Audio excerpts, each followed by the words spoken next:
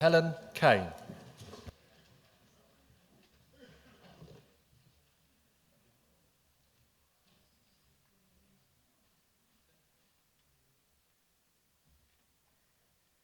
Good evening, members.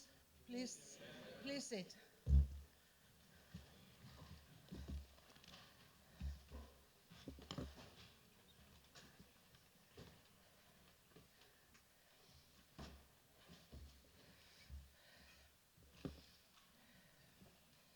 Okay. Could I ask for the webcasting, please? Thank you, Chairman. I'd like to remind everyone present that this meeting will be broadcast live to the internet and will be capable of repeated viewing or other such use by third parties. If you're seated in the lower public seating area, it is likely that the recording cameras will capture your image, and this will result in the possibility that your image will become part of the broadcast.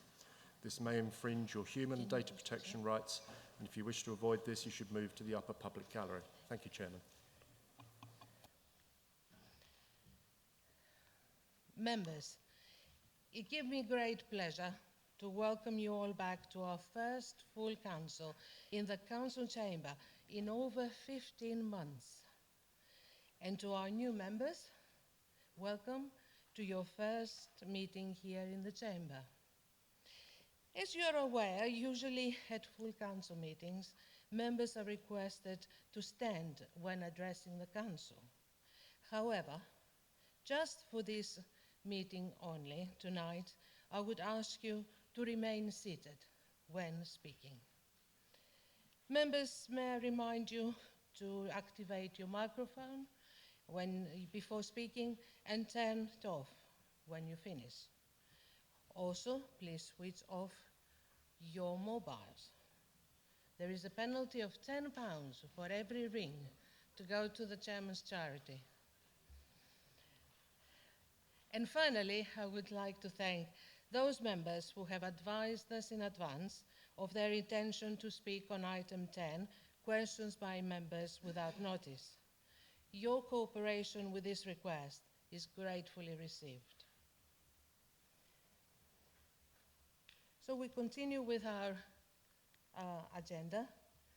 Item 2, former councillors Maureen Boatman, Peter Burns. Councillors, please remain seated for a minute's silence in tribute to the memory of these two former district councillors who have recently passed away. Thank you.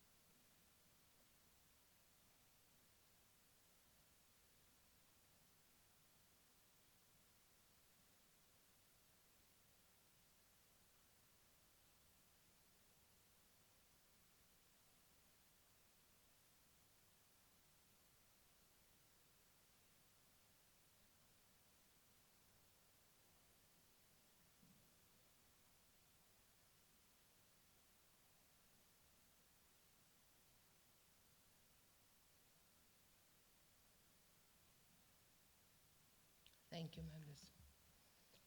Maureen Boatman served as a Labour district councillor representing the Loughton Roding ward from 1996 to 2000.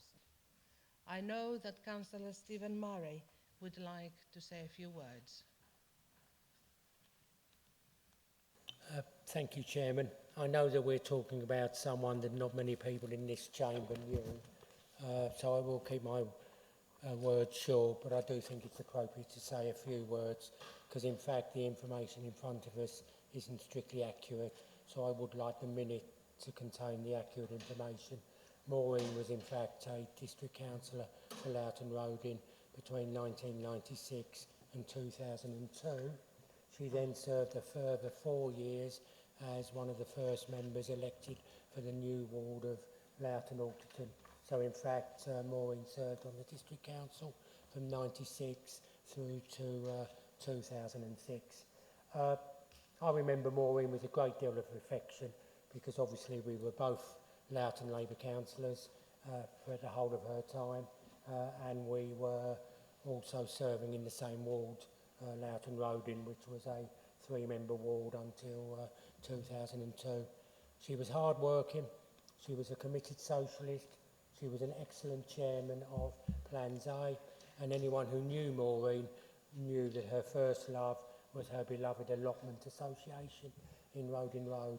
So I would like to put on record this evening her work as a district councillor for the people that she represented, also her community work as regards the Allotment Association in Rodin Road.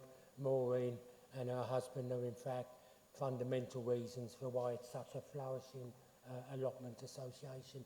And though it's never good to go to someone's funeral, it was a pleasure to be able to support Ben and her husband Eddie during a difficult time. So we will remember you, Maureen. Thank you, Chairman. Sorry, I shouldn't have stood up. Apologies. It's fine. Anyone else to say anything about Maureen?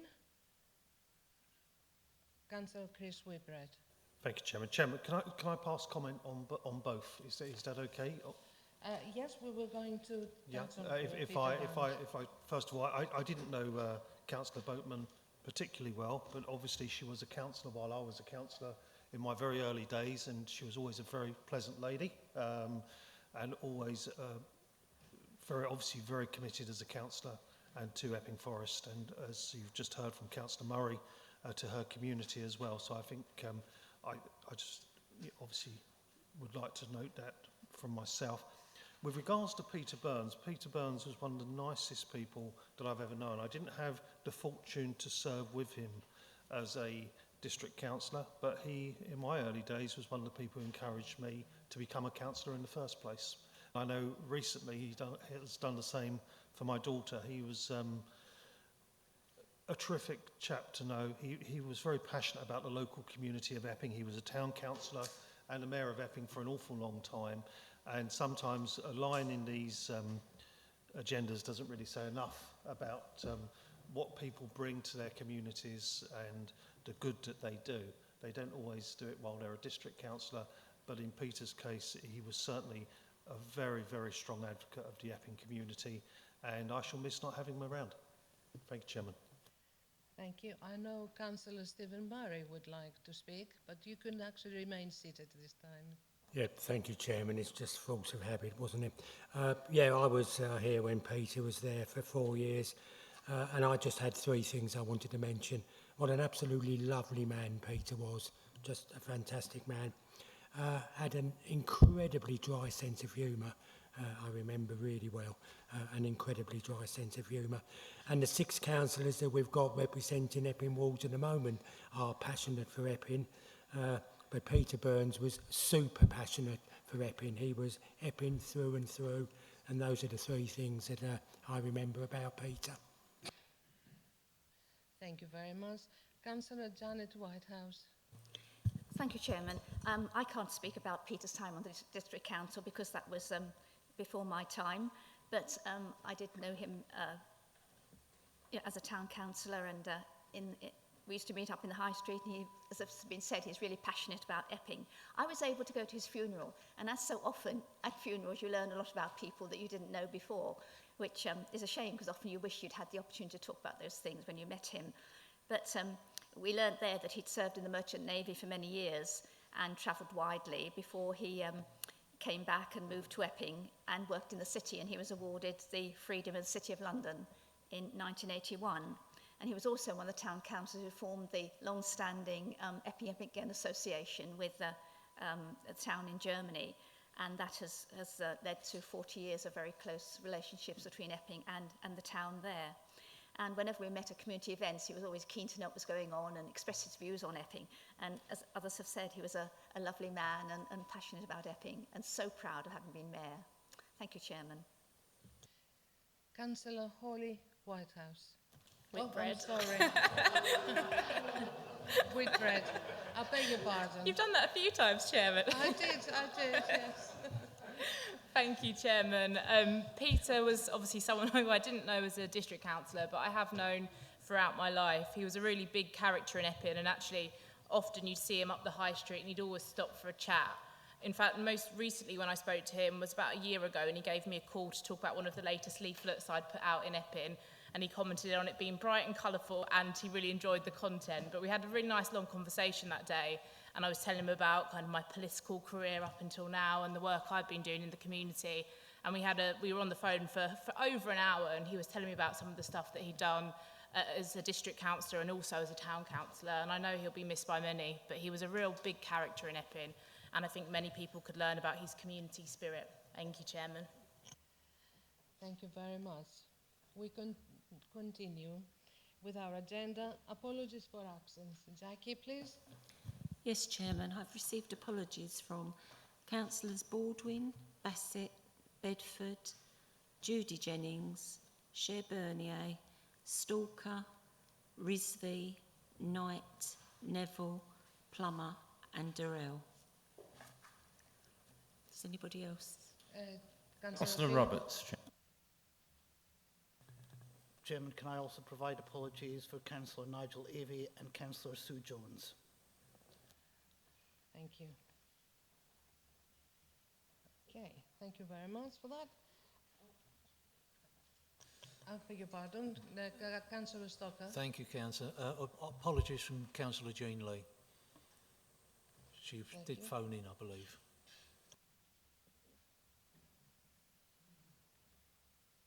Right, thank you. Okay, item 4, declarations of interest. Any declarations? Okay, thank you. Item 5, minutes. We noticed that on pages 1 to 6, where the headings are in brackets for the pages, that they are wrong by 2 pages. So the minutes are actually on pages 7 to 54, okay? And we need to approve minutes for 3, actually, council meetings. So I'll take one at a time. 29th of April 2021. Now, in this instance, the council minutes for did not have the full attendance recorded on the front page. This has now been rectified, and the details are shown correctly on the council website. So with this in mind, can we actually approve the minutes? Good. Thank you. 25th of May 2021. Approve? Agree? Thank you. And Councillor Hibb. Thank you, Chairman. Page 50, where I gave my reasons for not attending the meeting at Dowding Way, that's not quite what I said. At no point did I say that I had predetermined the application. It might be inferred, it might be a predisposition, but it was only to avoid it going to another applicant or being the cause of an appeal that I withdrew. So this is worded slightly incorrectly. Okay. We will correct that. With this correction, can we please approve the minutes? Thank you. And lastly, 24th of June 2021. Any comments? Can we approve the minutes? Thank you. Okay, item 6, announcements. Well, it is really great that I have managed to personally attend community events, really, like opening, community gardens, giving certificates to volunteers that have worked throughout the COVID. It is really remarkable. There are so many remarkable people, and I'm very pleased to be able to attend personally. Now, on Saturday, if you're not doing anything, there is a petang game in Epping in the Jack Seeley Pavilion, and that is between Epping Forest District Council and Epping Forest Town Council. So if you do not do anything at 3 o'clock, please join myself and my team, and we hope to actually retain or win this time the cup and bring it to the district. So it will be nice to see you there. Right, item 7, public questions. Do we have any public questions? No public questions, Chairman. Thank you. Item 8, questions by members under notice. No questions under notice, Chairman. Lovely, thank you. Item 9, reports from the leader and members of the cabinet. Again, pages 55 to 108. Councillor Chris Whitbread, please. Thank you, Chairman. Chairman, before I get into my report fully, if I could just make a short announcement and a change of committee placements for the Conservative group. I have checked this with the committee section first of all. Councillor Tim Matthews is both on Stronger Council and the Audit and Governance Committee, and obviously he's the Vice Chairman of Stronger Council, so he will be remaining on there. And I'm pleased to announce that Councillor Richard Morgan will be replacing him on Audit and Governance. Okay, so if I could just make that statement now. Members, as always, I've had numerous meetings in recent weeks, including those with the Harlow Garden Town Board, the new leader of Harlow and the leader of East Herts, to make sure that things are progressing smoothly there. And I have to say, we are seeing good progress now, and it's a delight to have Andrew Johnson as the leader of Harlow District Council. Last week, and I want to make this members aware of this now, because on Monday afternoon we met with the Boundary Commission. The Local Government Boundary Commission has made contact to say that we are overdue a review. The last review was done back in 1998. It was the first thing I was ever engaged with as a district councillor, and it ended with all-out elections in 2002. The review will commence very, very shortly, along with 5 other districts across Essex.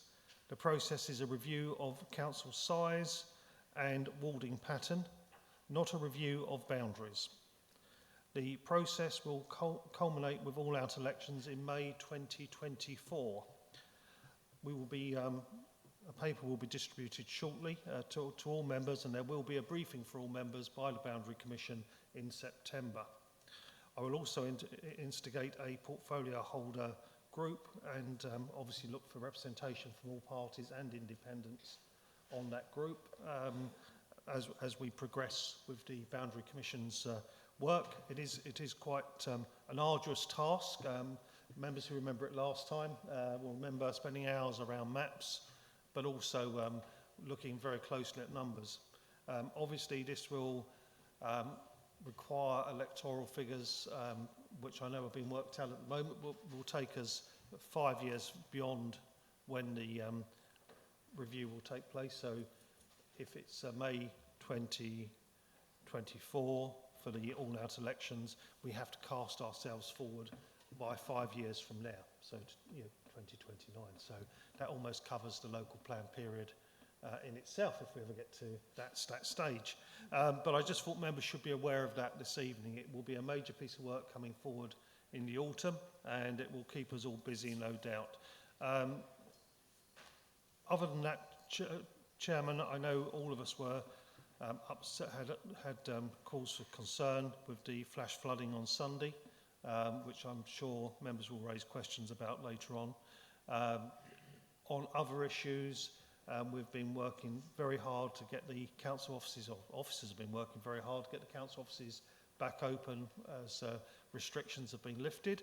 Obviously, we all have to be very careful, and I would urge members, I'm sure you all are, before coming to the building to do a regular test, a lateral flow test if you can.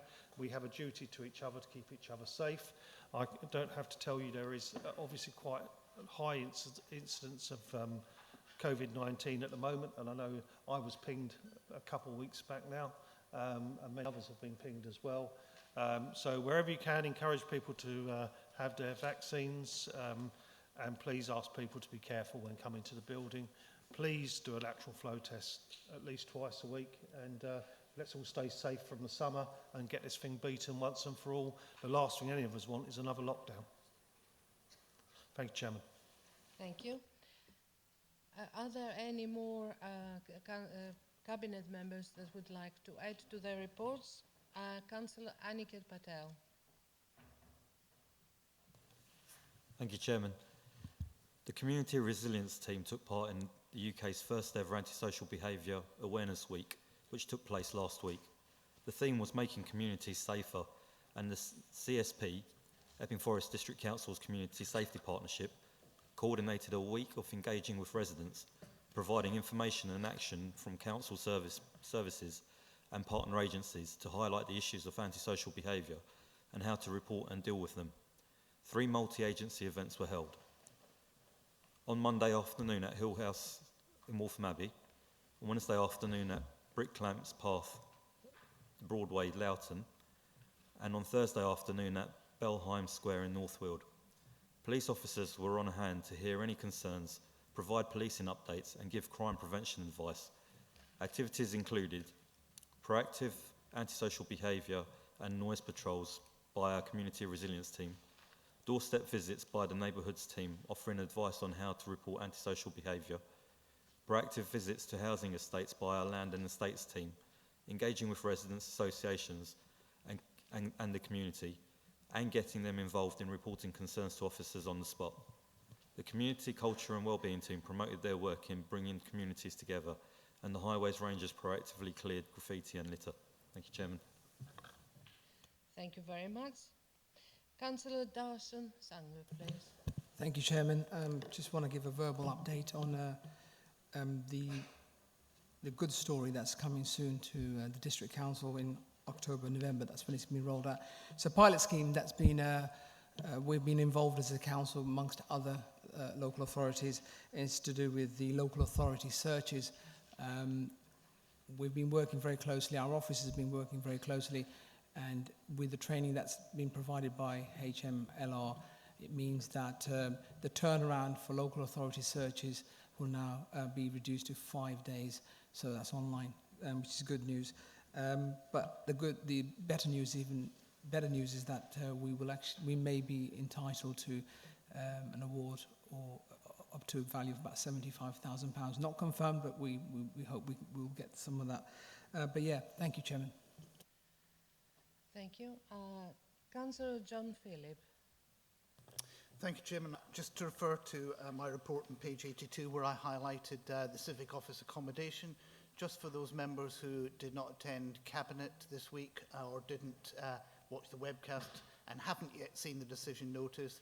The decision notice has been published that we made the decision to lease out the second floor of this building, excluding the bit up here, to a franchisee for Regis over a 10-year lease. A very good deal for us, covering both rental and service charge, so significant income coming into the council. It's a really good news. And just to remind members, the second floor of this building was never intended to be a money-making exercise when we started it, but because of the increased flexibility in working, we've now been able to make a significant contribution towards our accounts from that. Thank you. Councillor Holly Whitbread. Thank you, Chairman. Just to flag with members the Big Four policy consultations which the Housing Department are currently undergoing. So that's our overarching housing strategy, the allocation scheme, tenancy policy, homelessness and rough sleeping strategy. And that is included in my report, but there's a simple online survey, and I would encourage all members to encourage their residents to take part in these really important pieces of strategy and policy. Just the other thing that I wanted to provide a bit of clarity on following the last Stronger Council meeting, which unfortunately I was unable to attend, is around the subject of temporary accommodation. There was a bit of conversation there based upon a KPI about a future change of temporary accommodation provision in the district. So just to provide a little bit more clarity around that, this is a very kind of long view at how we're looking at providing temporary accommodation. Obviously, we want to be providing temporary accommodation in the most modern way, which is the best possible solution for residents. So this is a kind of long-term strategic view. So there are no plans at present, but obviously we're always looking at the most modern and best approach possible. With that, I would like to flag that at present we've got 0 people in bed and breakfast accommodation, which is obviously great news because it means there's no pressure on our general fund. It's also much better to have people within our own accommodation, which EFDC owns within the HRA. So I would like to thank Jennifer Gould in particular and the homelessness team for the work they've done there, which is largely around homelessness prevention as well and getting to the cause before people become homeless. So thank you to Jennifer, and obviously this is a big project and a big piece of work to look at moving forward. Thank you, Chairman. Thank you very much. We continue item 10, questions by members without notice. I've got here a list, and we will actually use 20 minutes as it is the normal. So can I start with Councillor Simon Heap, please? Thank you, Chairman. It's a question about Collis Community. I'm not sure who's best equipped to do it, possibly Councillor Fett. It was just to clear up the connection between Collis Community and Primera Voluntary, because Primera Voluntary was incorporated on the 10th of March. Between the 10th and the 23rd, it was known as Qualis CIC. On the 12th of March, all of the directors from Qualis were appointed as directors of Primera. Between the 15th and the 22nd of March, all of the directors resigned or were terminated. On the 21st of March, Collis Community was incorporated. The 21st of March, EFDC was recognised as a person with significant interest. On the 22nd of March, all Qualis directors were appointed to Qualis Community CIC. And on the 22nd of March, the original director from Primera Voluntary was registered as not a person of significant interest. And then on the 24th of March, Qualis became Qualis Community. What's all that about? Is that explaining the £10,000 of other expenditure? Councillor Philip. Thank you, Chairman. Quite frankly, I have no idea, Councillor Heap. I do recognise the Community Interest Company as part of Qualis. That's one of the things we called out that we were setting it up. In terms of the directors of the Community Interest Company, it's quite correct that they should be the directors of the overarching Qualis group. Until you mentioned it, I had not heard of the other company that you mentioned. I don't believe it has any relationship to Qualis Community Interest Company, and nor will it have going forward. Sorry.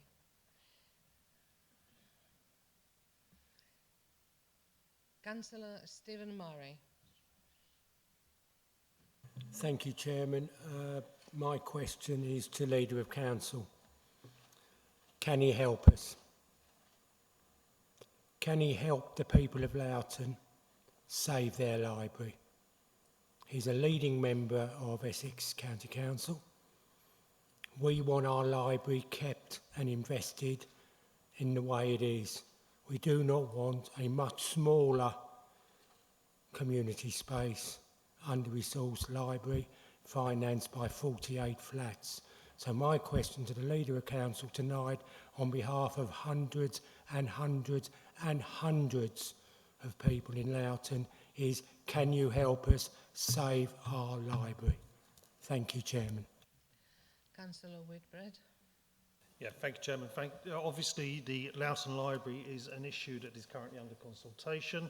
I don't think it would be right or proper for me to state either way what I think about that consultation. What I would say is the best way to save a library is to invest in a library, and that's what this achieves. You need modern buildings and you need modern libraries. This is no surprise that Loughton Library is within this. It's part of the local plan. It's a local plan site, and I think members have to be very careful when they object to planning applications that are within the local, of sites that are within the local plan, because actually they weaken their own position. The Loughton Library site is part of a consultation, as I previously stated, and I would recommend that members of the public respond to that consultation, but I wouldn't comment further. Councillor David Wixley. Right, thank you, Chairman. Yes, my question was actually to the portfolio holder for environmental and technical services. Councillor Nigel Avey, but unfortunately he's not here tonight. I don't know if the leader can take the question. Chairman, I'm happy to take the question. If my answer isn't the fullest it can be, you'll get a proper written answer at the same time. Yeah, well, I have actually had email correspondence with Councillor Avey to warn him that I was going to ask this question, so I expect he will get back to me anyway. But yes, the question is that I'm receiving a lot of complaints and comments in Loughton about the weeds that are growing up in the pavements and in the road gullies, which seem quite exceptional this year. So I wonder if something has happened regarding the spraying regime. I'm not personally in favour of using chemicals, but obviously I think it's necessary in this case because the roots of these weeds can actually weaken the undersurface of the pavements, and when the winter, when we get rain and ice, I think they can help to break up the structure of the pavement. So I think it's quite an important issue to be dealt with. I don't know what's happened this year. I say it's quite exceptional. I mean, some weeds are sort of taking on the appearance of a hedgerow in some cases. And so I'd wonder what has happened and what is the way forward. Councillor Whitbread. Yeah, thank you, Councillor Wixley. And I know Councillor Avey, if he could be here this evening, was working on a full and complete answer for you. And unfortunately, Councillor Avey got pinged today, so he's in isolation and can't be here. So I will do my best to assist.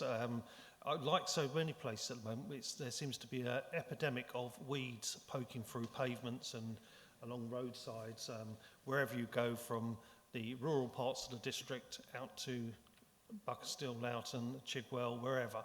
And it is a problem. It's caused by a lot of sunshine and an awful lot of rain. Is part of the problem. This council undertakes weed spraying on behalf of Essex County Council. They do a set number of sprays every year. I believe they're in the process of doing more spraying at the moment. But I will come back to him with the full implications of the spraying regime. But I do think some of it is absolutely because of the weather conditions that we've had. And I have to say to you, I had a resident's surgery last week, and I had a string of people in one after the other, all saying the same type of things. So we are aware of it, and we are trying to address, and I'm sure Councillor Avey will give you your full answer very, very shortly. Thank you. Councillor Chris Bond. Thank you very much, Chairman. Yes, this, I think, is a question also for Nigel Avey, but it may be that another member of the Cabinet can take it up, may not have been him in the first place.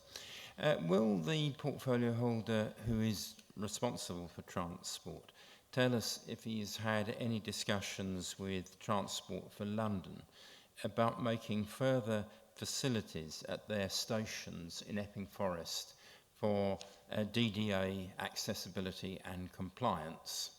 I know there were discussions on this some years ago, but the Central Line is a vital resource to get from one end of the district to another and round the loop.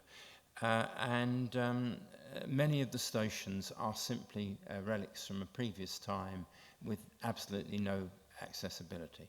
So I was going to ask the portfolio holder if he has had such discussions, and if not, if he will have. Councillor Whitbread. Thank you, Chairman. Chairman, I can't give an answer on the spot this evening. If I'm honest, I take on board it's a very good point. I would have thought it's something that the Overview and Scrutiny Committee or Stronger Place might wish to take up directly with TfL as well. I agree with you. It's important that stations are accessible. And of course, I will speak to Councillor Avey shortly or after this evening, and see if there has been any discussions. But actually, I think this is something that when you have one of your regular presentations from TfL, to take up with them as well. More people lobby, the better. Thank you. Councillor Mary Sartin. Thank you, Chairman. Members would have heard earlier the leader make a passing reference to the flooding that took place on Sunday. Roydon was one particular area which was very badly hit. So will the leader join me in expressing his concern for the residents of Roydon and neighbouring areas as well, who were affected by the flooding that occurred on Sunday? It was the result of an exceptionally heavy rainfall, but it did cause a lot of problems for quite a number of residents. Can he also assure the residents in those areas that a full multi-agency investigation will be carried out to establish the issues around the various drainage systems in the area and find resolutions for these problems? It's not the first time that concerns have been raised regarding these systems, but on this occasion a number of residents experienced floodwater entering their properties and also causing serious damage to their homes. And can I also ask the leader, along with relevant officers, to meet with me as soon as possible in Roydon to highlight some of the problem areas and to get a better understanding of what happened on Sunday? I did in fact meet with the local MP, Robert Halfon, at lunchtime today with other residents and parish councillors in one particular street which was very badly hit by the flooding. Thank you, Chairman. Thank you. Councillor Whitbread. Yeah, thank you, Chairman. I don't think any member of this council could not have been shocked and saddened to see the damage done to properties, in particular in Nasing and Roydon. And I feel so sorry for the residents of those properties in particular. Flooding is just a horrible, horrible thing to happen to you at any time. And it was just such an exceptional evening on Sunday last week. I think we had a month's downpour in two hours or something like that in different parts. But of course, yeah, my concerns are for the residents, and I can confirm this evening that there is going to be a multi-agency review of the causes of the flooding and the response to the flooding. This will commence in detail next week. Consideration will be given to the action and roles of each agency as landowners, as some of the waterways across private land. I would like the immediate actions that can take place regarding our rehoming and tenant responsibilities and working with other agencies around the floods. The district itself has a small supply of sandbags and other equipment. The majority of supplies are from other lead agencies. I will, of course, and I'm more than happy to, with officers, to meet with other agencies, bodies and of course residents in the coming week. Thank you. Councillor Janet Whitehouse. Chairman, my question was specifically to Councillor Bedford. As he isn't here, I'd rather hold it over to another time. Thank you. Okay, thank you very much. Councillor Rose Brooks. My question is to Councillor Holly Whitbread, the portfolio holder for housing. Holly, this was an excellent report that Janice put together on the social lettings registers. I've just got a query and I'd be interested in your interpretation because I think you probably know more than I do. When it looks at the number of active bidders, they list the last 5 years and I see that from 2020 to active bidders as of the 1st of April this year, it's gone up actually by nearly 300. And is there any particular reason, do you know? Councillor Whitbread.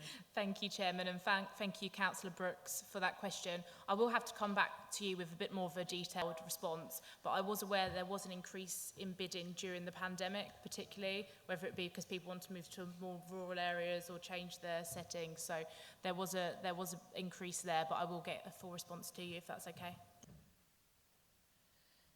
Thank you. Councillor Pranav Banod.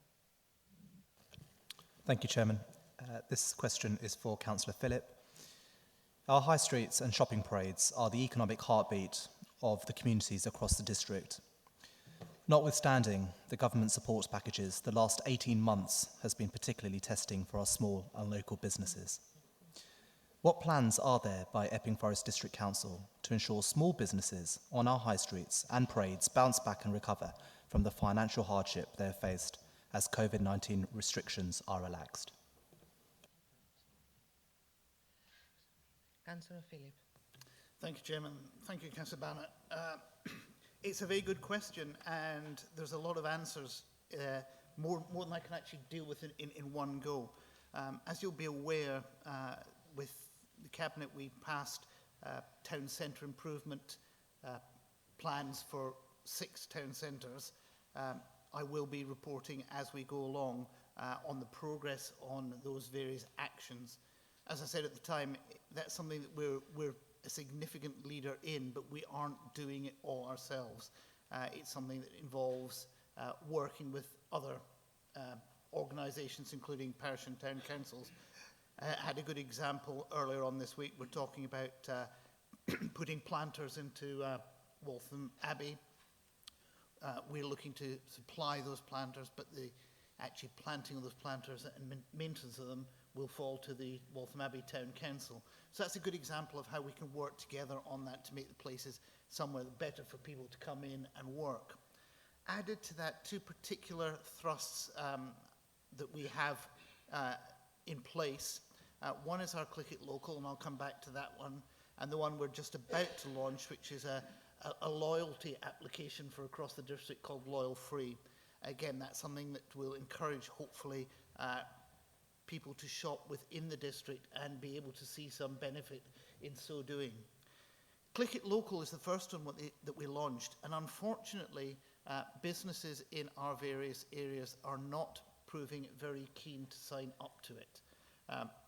We had a break clause put in for August, but I've chosen not to exercise that break clause in spite of the lack of take-up by our businesses.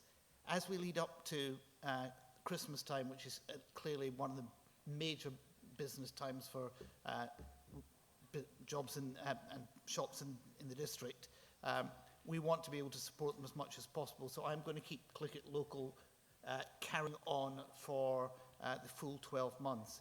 But it is worth saying that if we don't see significantly more businesses signing up and significantly more people making use of Click It Local to actually drive more revenue through our businesses in the district, we will seriously consider next year whether investing the money in keeping it going for the future is a wise investment or not.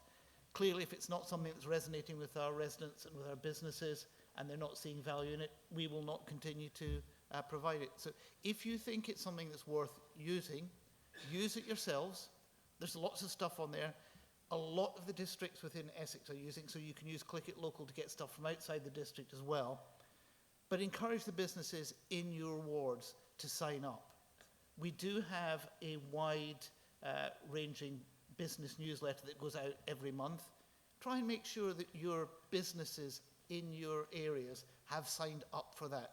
We can put out all the information, but if they won't sign up for the email to come to them, it doesn't get to them, so they miss out on information like Click It Local, like Loyal Free, and more important, like a lot of the business grants, which we can actually publicise through that business newsletter. They're all there. It's all things we're doing to encourage business in the district. Please encourage your businesses within there to sign up for them. Thank you.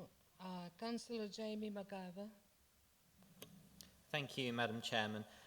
My question is for, I believe it will be Councillor Aniket Patel's portfolio. With the UK vaccination programme proving to be a huge success both across our district, our county and country, does the portfolio holder agree with my concerns and indeed the concerns of national government with the lack of take-up of the vaccination with the under 30s in particular? This may be due to large amounts of incorrect and inaccurate information that is shared online, particularly amongst my age group, which sadly people seem to put before their own safety and the safety of others. I'd be interested to know what steps this council will be taking to encourage all adult age groups, but in particular the under 30s age group, to get vaccinated so that we can very quickly hopefully go from pandemic to endemic. Councillor Aniket Patel. Thank you, Chairman, and thank you very much for the question, Councillor McIver. I first received an update from the person who was leading the rollout of the vaccinations across the Epping Forest district back in the back end of November. It was a very ambitious programme that they were setting out, obviously targeting the most vulnerable adults first and then rolling out onto the younger adults. It was always part of the thought process at that time that it was going to be difficult to, that the younger age group was always going to be difficult to vaccinate. I think some of the areas, some of the reasons and rationale around why it's proving to be difficult, I think there is a lot of myths that are being circulated around the vaccination, and what I will say is that there are there's key commentary on busting these myths on NHS website, but also on the County Council's website as well, and also on our own website. I think some of the ways in which the council can perhaps support, I know that a few of the younger councillors have already been vaccinated, and I think one way to do this perhaps would be to do a promotional video on it. Members received an email from our comms team around circulating messages within their communities to whoever they can around where vaccination centres are existing.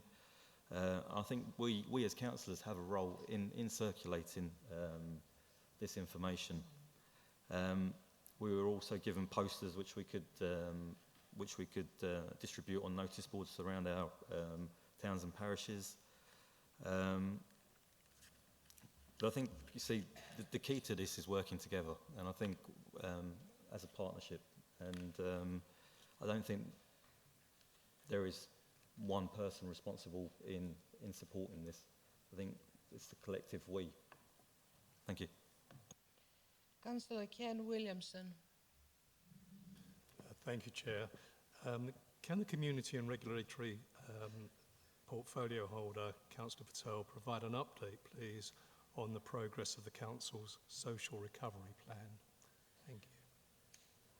Councillor Patel.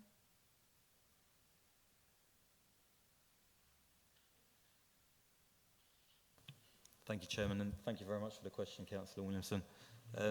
This is a subject area where I could talk all night, Chairman. Oh no, please don't. You have 2 however, minutes. No, give him only a minute.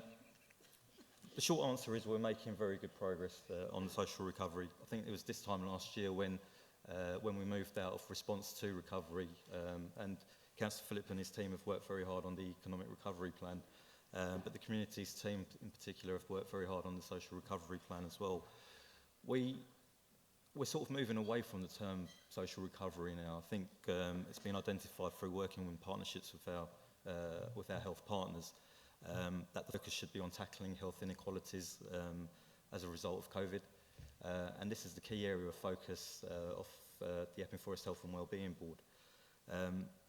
The work that we are delivering upon is through the 3 action groups that we have underneath the main board, and they're multi-agency. Again, I think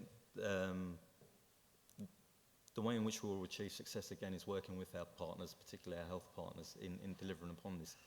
One thing I will say is that we as a district council have very good representation in the health environment now. I think our chief executive is on the Essex Health and Wellbeing Board. I'm also now a member on the West Essex CCG board. Jill Wallace, who's the communities director, is chairing the West Essex Health Inequalities Board, and Jennifer Gould is also on the One Health and Care Partnership. I think it's fair to say that we are supporting the direction of or the agenda of a health and wellbeing agenda across West Essex.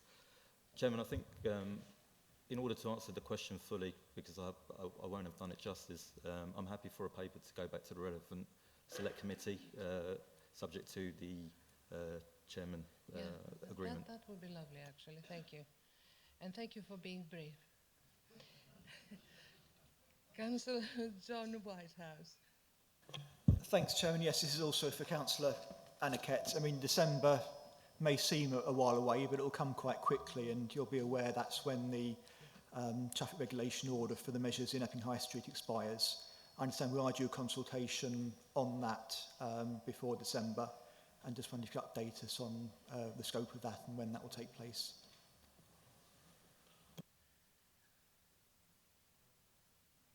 Councillor Patel? Thank you for the question, Chairman. I'm not actually sure this is within my remit, Councillor Whitehouse. Councillor Whitbread. Yeah, thank you, Chairman. Chairman, I think it falls under Councillor Avy's remit. Can I get Councillor Avey to give you a written response? Thank you. Thank you for that. Councillor Richard Morgan. Thank you, Chairman.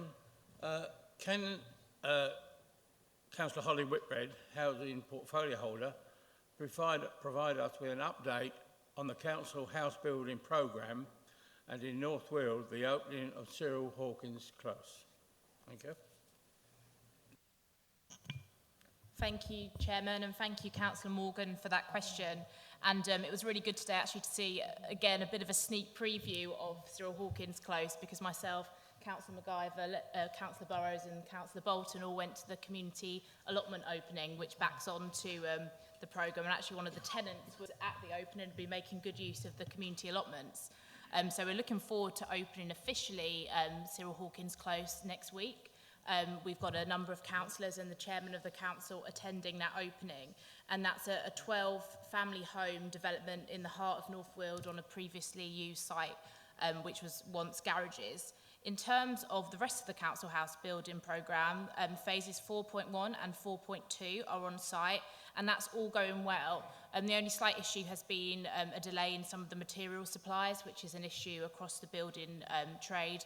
Also, the pandemic has been affecting our council house building programme as well, but at the moment we are managing okay and all to schedule.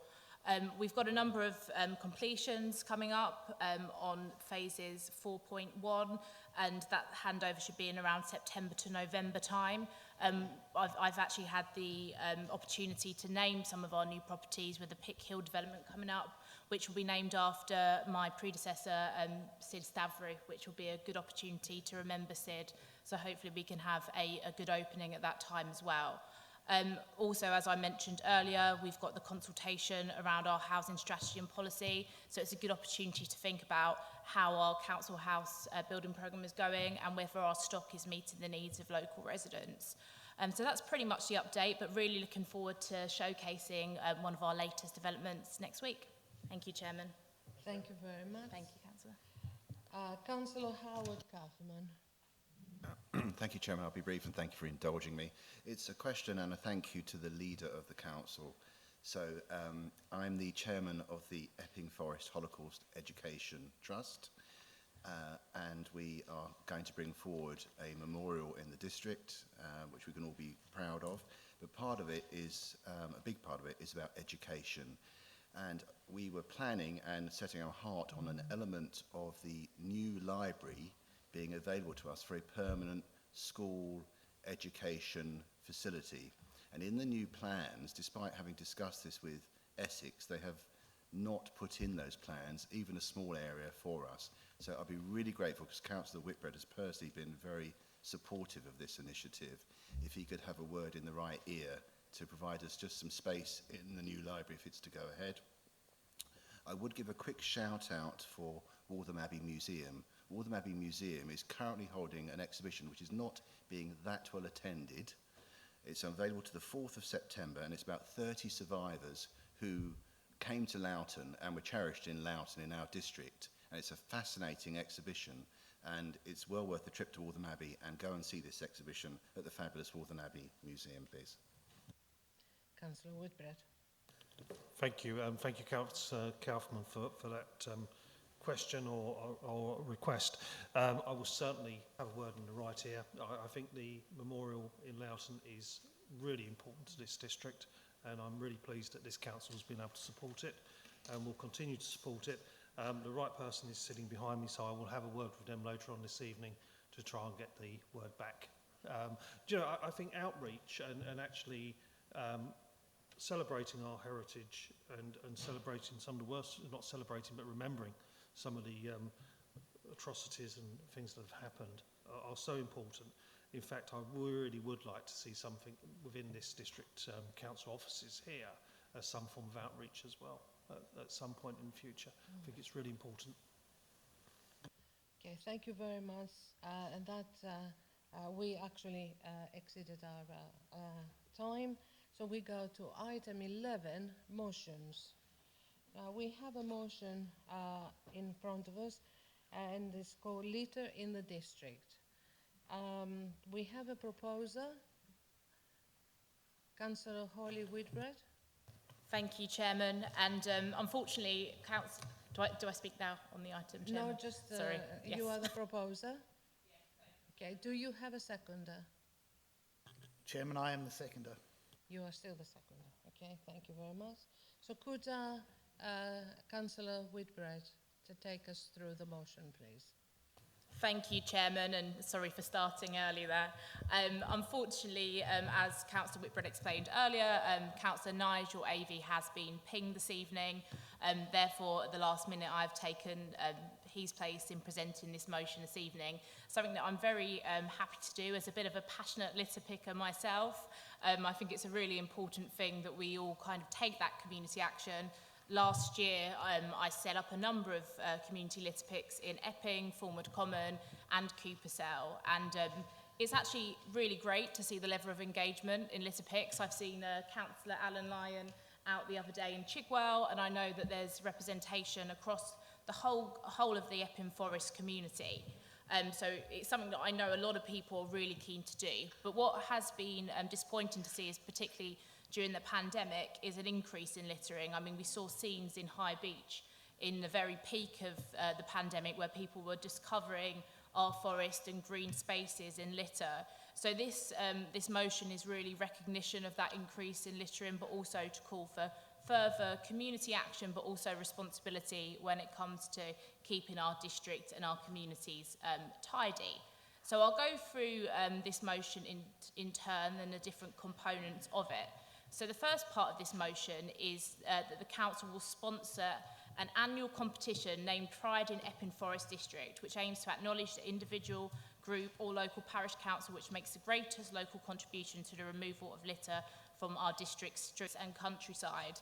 And as noted already, there are already a number of candidates who will be able to be put forward from this. And I know a lot of the parish councillors, individuals have done a really great job on this. Actually, on one of the litter picks I organised in Epping, where we got around 40 people along, there was a lady who actually lives in Bobbingworth and goes out litter picking almost every day of the week. And she told her husband she's a litter picking addict. So it really does take all sorts, but that was good to see. The next item in this motion is that the council will officially join Keep Britain Tidy and become more involved in the Great British Spring Clean and similar initiatives. The council will also reach out to other local government organisations such as the Corporation of London and TfL to encourage joint initiatives to tackle littering. And obviously, these are kind of key national campaign event days, and it's a good opportunity to really encourage people and make a bit of a song and dance out of litter picking events. So I really would encourage that. And actually engaging our partners in the City of London and TfL, we know is really important. In fact, the local scouts in Epping, I know, have been doing litter picks down Bell Common, which is really good to see. And one of our particular problems with littering in Epping is down our alleyway owned by TfL, which Councillor Macready and myself have been working to find a solution to. The motion also says that the council will continue to promote and support locally organised litter picks and supply advice, equipment and support, as we know the council already does well. The council will also examine how it can use social media, posts and various means to raise awareness of littering and why it's antisocial behaviour and how we can stop and tackle this. As I mentioned actually earlier, the Youth Council have been doing their own litter picks, and as part of this motion we're proposing that we engage the Youth Council to do some promotion on this and outreach within schools. The next part of this motion is that the council will survey the provision of bins across the district in our urban areas and further afield. And obviously something that's often commented on by residents is that they'd like to see more litter bins or litter bins in the right places. So an important piece of work there, but obviously taking into consideration the cost of litter bins, which I think is about £500 a bin, actually, which is interesting to know. And I would also like to flag the new bins which have been installed into many of our high streets, which include a section for recycling too. And the last part of this motion is that when available, the council will use CCTV technology as an enforcement tool to identify rubbish discarded from vehicles, which I know is a real problem in my own ward in Thornwood, where people drive from McDonald's and throw rubbish out the window. So I hope that members are able to support this motion tonight. I think it's pretty non-controversial. It's calling for community action, community awareness, and also making sure that we work in partnership with the City of London and TfL and those around us to ensure we can clean up our district as best possible, as well as carrying on the great work that BIFA have done throughout the pandemic and do every day of the week in cleaning our streets. Thank you, Chairman. Thank you very much. The second, Councillor John Philip, would you like to speak now or would you like to reserve your speech for later? I'll reserve my right, thank you. Thank you very much. So I'll open it to the floor. Councillor Stephen Murray. Thank you, Chairman. I was absolutely delighted when I read this motion, fully supportive. I've got a long memory, and I think it was meant as a joke. I'm not sure I really took it as a joke, but 2 years ago I remember the Leader of Council sitting where he was sitting, or in fact standing, and me sitting where I was sitting, and he said to me, you keep picking up litter and I'll keep running the council. Well, I'm pleased to confirm that he's kept running the council, and I'm pleased to confirm that I've kept picking up litter. I'm really passionate, really passionate. My ward colleagues in Loughton Roding will know that I'm really passionate about a litter and keeping our Roding Valley recreation ground in the way that we all want to find it. Every part of the motion is very supportable, so I won't go through those parts. Whenever we've done something either within my ward, Loughton Roding, we've always had a good community response. Whenever the town council has organised anything, and this was pre-COVID, before across the town, we've had a good response. Certainly at Loughton, you're kicking at an open door, because the intention is in September, and it would have been done earlier, but COVID, we've already got groups across the town, or interested people across the town, to become part of the Loughton Wombles.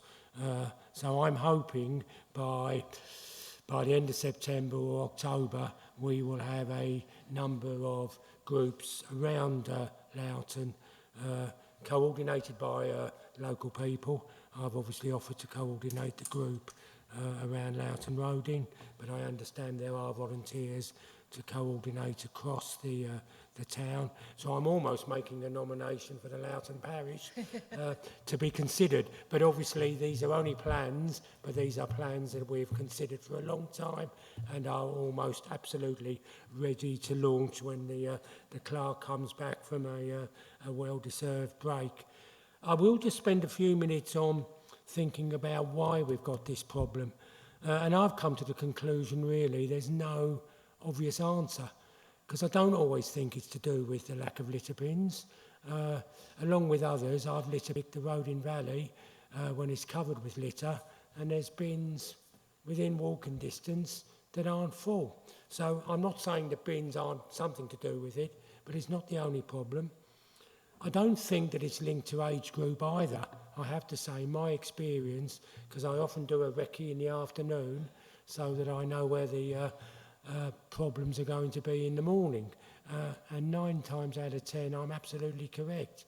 And sadly, it can be family groups, it can be teenagers on the basketball court, it can just be any kind of groups that are causing this problem, and I have no real answer to it.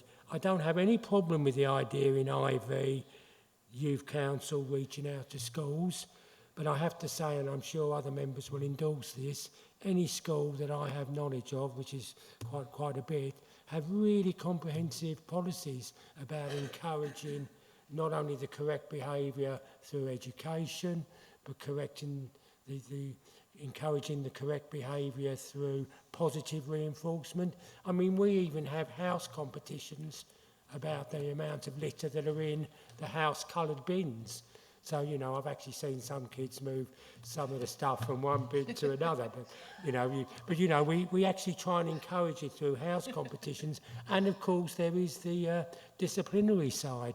And Boris Johnson would love it. Friday nights, and I'm sure Rodin Valley isn't the only one, Friday nights, if a member staff, hopefully they're not seen dropping litter, but if a pupil has been seen dropping litter during the week, they are given a litter detention, high-vis jacket, so it's very clear what they're doing. That's why Boris would love it.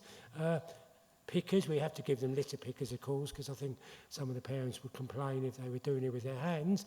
And we have small groups of pupils litter picking on a Friday after everyone's gone home. So what I'm saying is, by all means, involve schools, but I think you'll find schools have got very comprehensive educational and incentive and punishment procedures to try and encourage litter, the litter problem. And I think my only other comment would be, and I don't think there's any kind of, it's a real problem, I think it starts from home. It starts from home. And if you're allowed to drop litter from a young age and parents drop litter, it's a problem. And sorry, my final comment will always be, it is a minority. And we always have to remember that. 95% of people, you know, I'm pulling a figure out of the air, but the vast majority of people use our open spaces.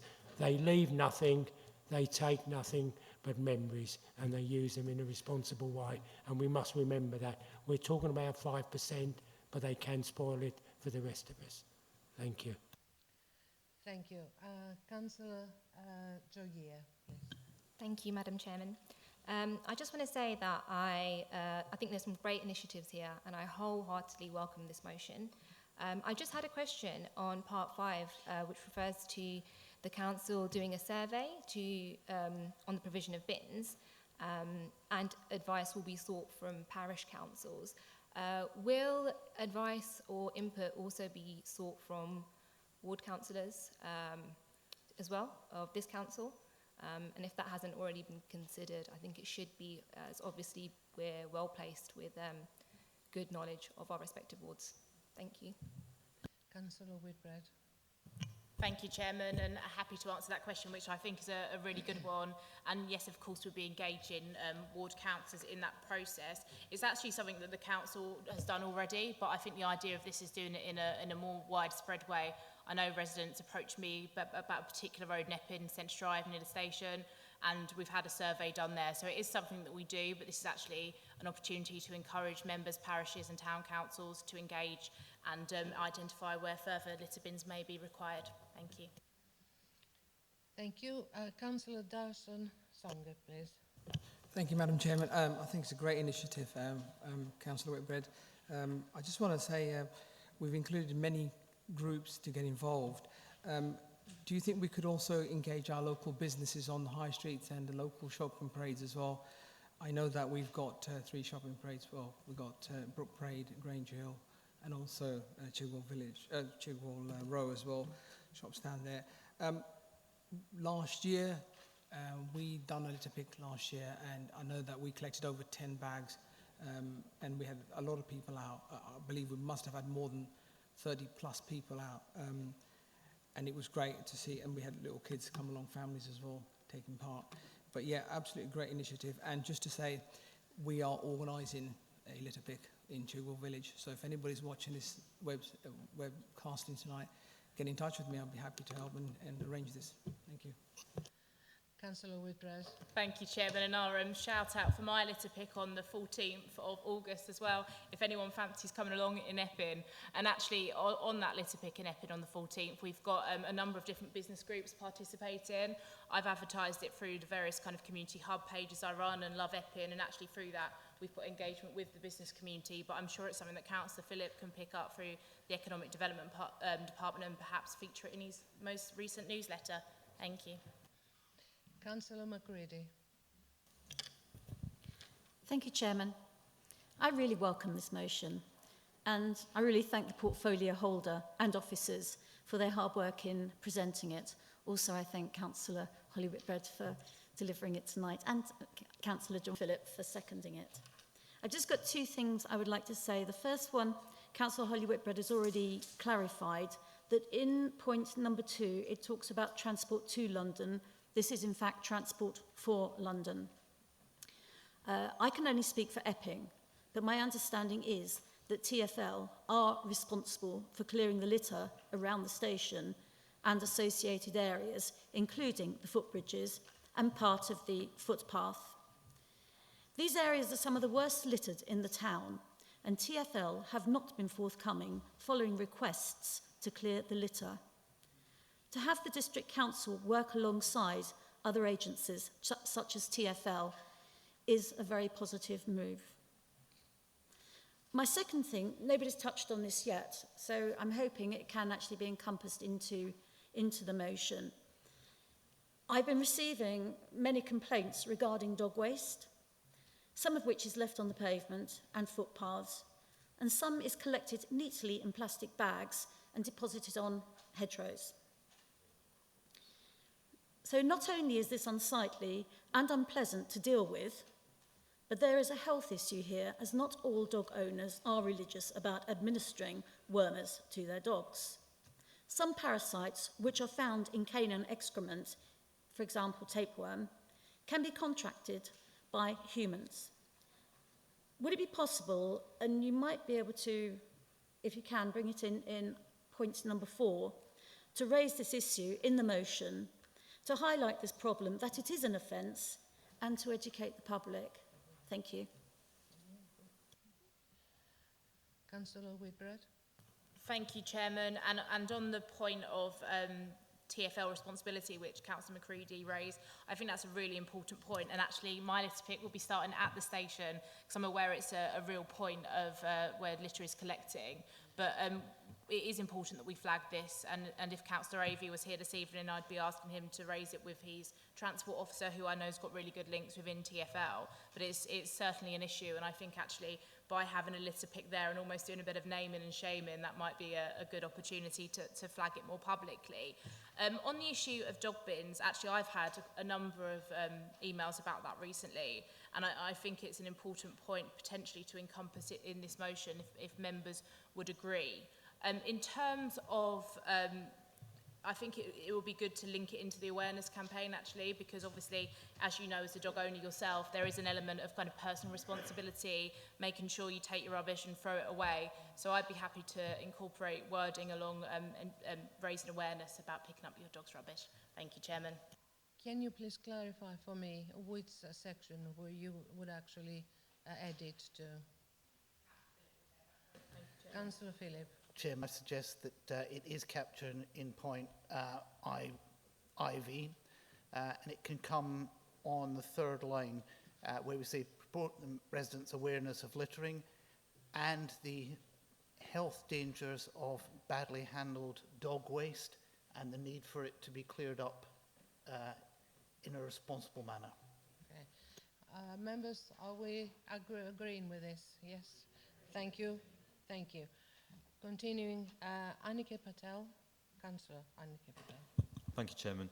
I think this is an excellent motion, and I'm in full support of this. When I was re-elected back in May 19, I was invited by my local Brownies for a question and answers session. They were expecting to see our Member of Parliament, Dame Eleanor Lang, but had to settle for me. I got an absolute grilling, and I'll tell you, questions without notice didn't compare to the barrage of questions that I received that evening. But the prime area of focus was actually on, the prime grilling I received was actually around what the council is doing to prevent litter and also promote recycling. And the key area of their focus was around the forest and the plastic that is littered in the forest and the impact that has on the environment and wildlife. Subject to this motion being adopted this evening, which I'm sure it will be, I will be writing to my Brownies, explaining what proactive action we are now taking. Thank you. Councillor Sherry Brackman. Thank you, Chair. I'd like to thank the Council tonight for bringing this motion to us. I think it's a brilliant initiative, and I'm sure that it will really encourage residents to get involved with this. I'm very happy to see more bins, and I'm also even happier to see the use of CCTV, which may come into play, because it's been an issue in Chigwell recently where lots of residents have complained about the rubbish that we have on our streets. So I would really, really encourage the use of CCTV going forward. So thank you very much, and I will be obviously supporting this motion. Councillor Crisbond. Yes, thank you, Madam Chairman. A good motion, quite agree with it. Not a lot of it is new because town and parish councils up and down the district have been doing these things for some years. But the one point that I think is missing is that you need a little bit of stick as well as the carrot, and that would be surely asking Epping Forest District Council's environment officers to institute more on-the-spot fines for people who are observed to be littering.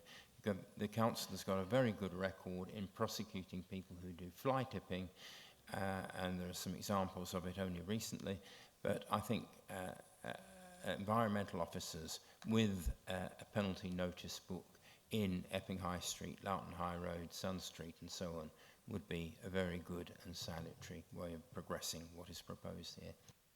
Thank you. Right. Councillor David Wixley. Yeah, thank you, Jim.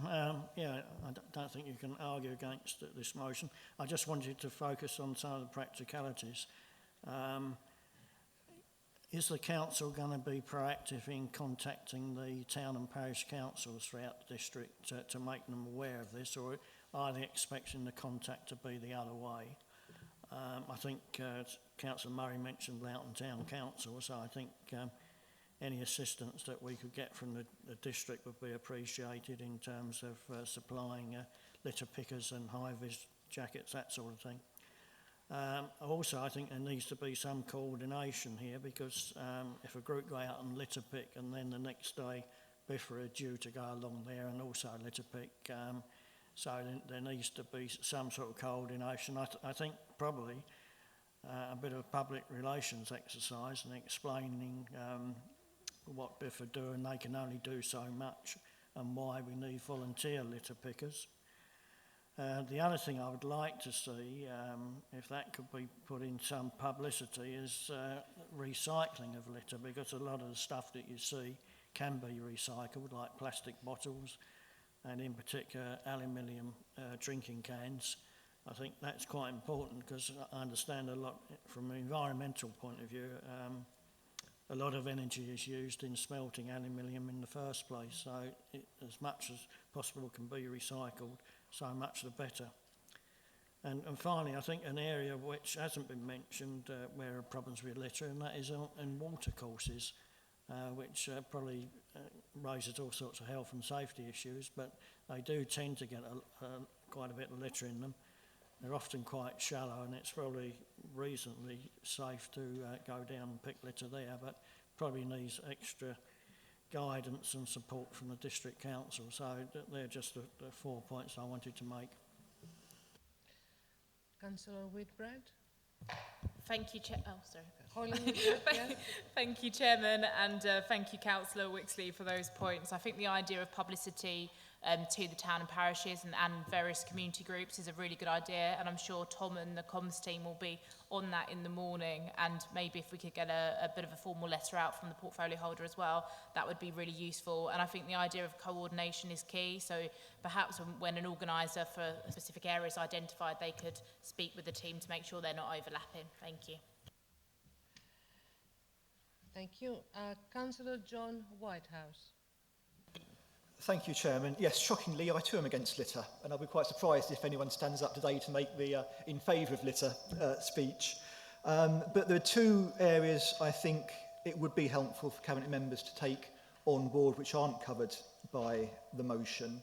And the first of which is members will remember that when the town centre manager did his reports on the high streets, the number one priority recommendation, I think for every high street, but certainly for Epping, was concerns about whether the contract with Biffa was delivering, the clean high streets that local people and businesses wanted to see. I mean, personally, I think we're lucky to have a lot of very hard-working street cleaners, but I mean, that was a top priority recommendation from the town centre manager. And I think it'd be helpful to have the Cabinet member report back to Owen scrutiny on the outcome of discussions that have been held with Biffa, given we're now many months on from those reports being prepared. And the second item is quite often, as we've heard, the land that is most littered is not necessarily land under the control of District Council or indeed the Highways Authority, on whose behalf we sometimes work. And indeed, elsewhere in the agenda, it talks about the council's not prepared to take on the results of litter picks if the rubbish comes from private land. But the council does have the power to issue untidy land notices, sometimes called Section 215 notices. It's occasionally done that in the past, but it all seems a bit of hit and miss. And I do think looking at that more rigorously and looking at what sort of criteria and being more proactive about using those enforcement powers, and a similar sort of theme to the one that Councillor Pond raised, would be a helpful addition to the points made here. So I hope that members will take that on board. Thanks, Chairman. Thank you. Would you like to come back? Councillor Hawley-Whitbread.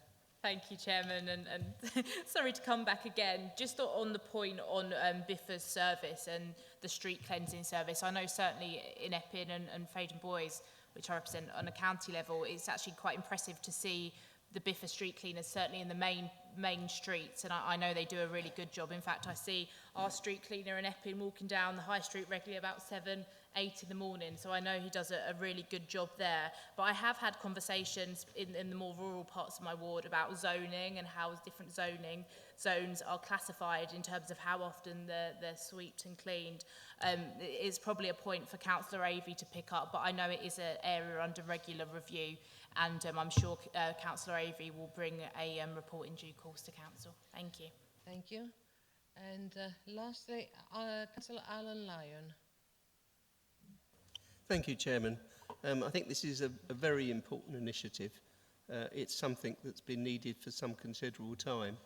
I know that Chigwell Parish Council have been active in doing this sort of thing. I was involved, as Councillor Whitbread said, only a week ago in picking litter.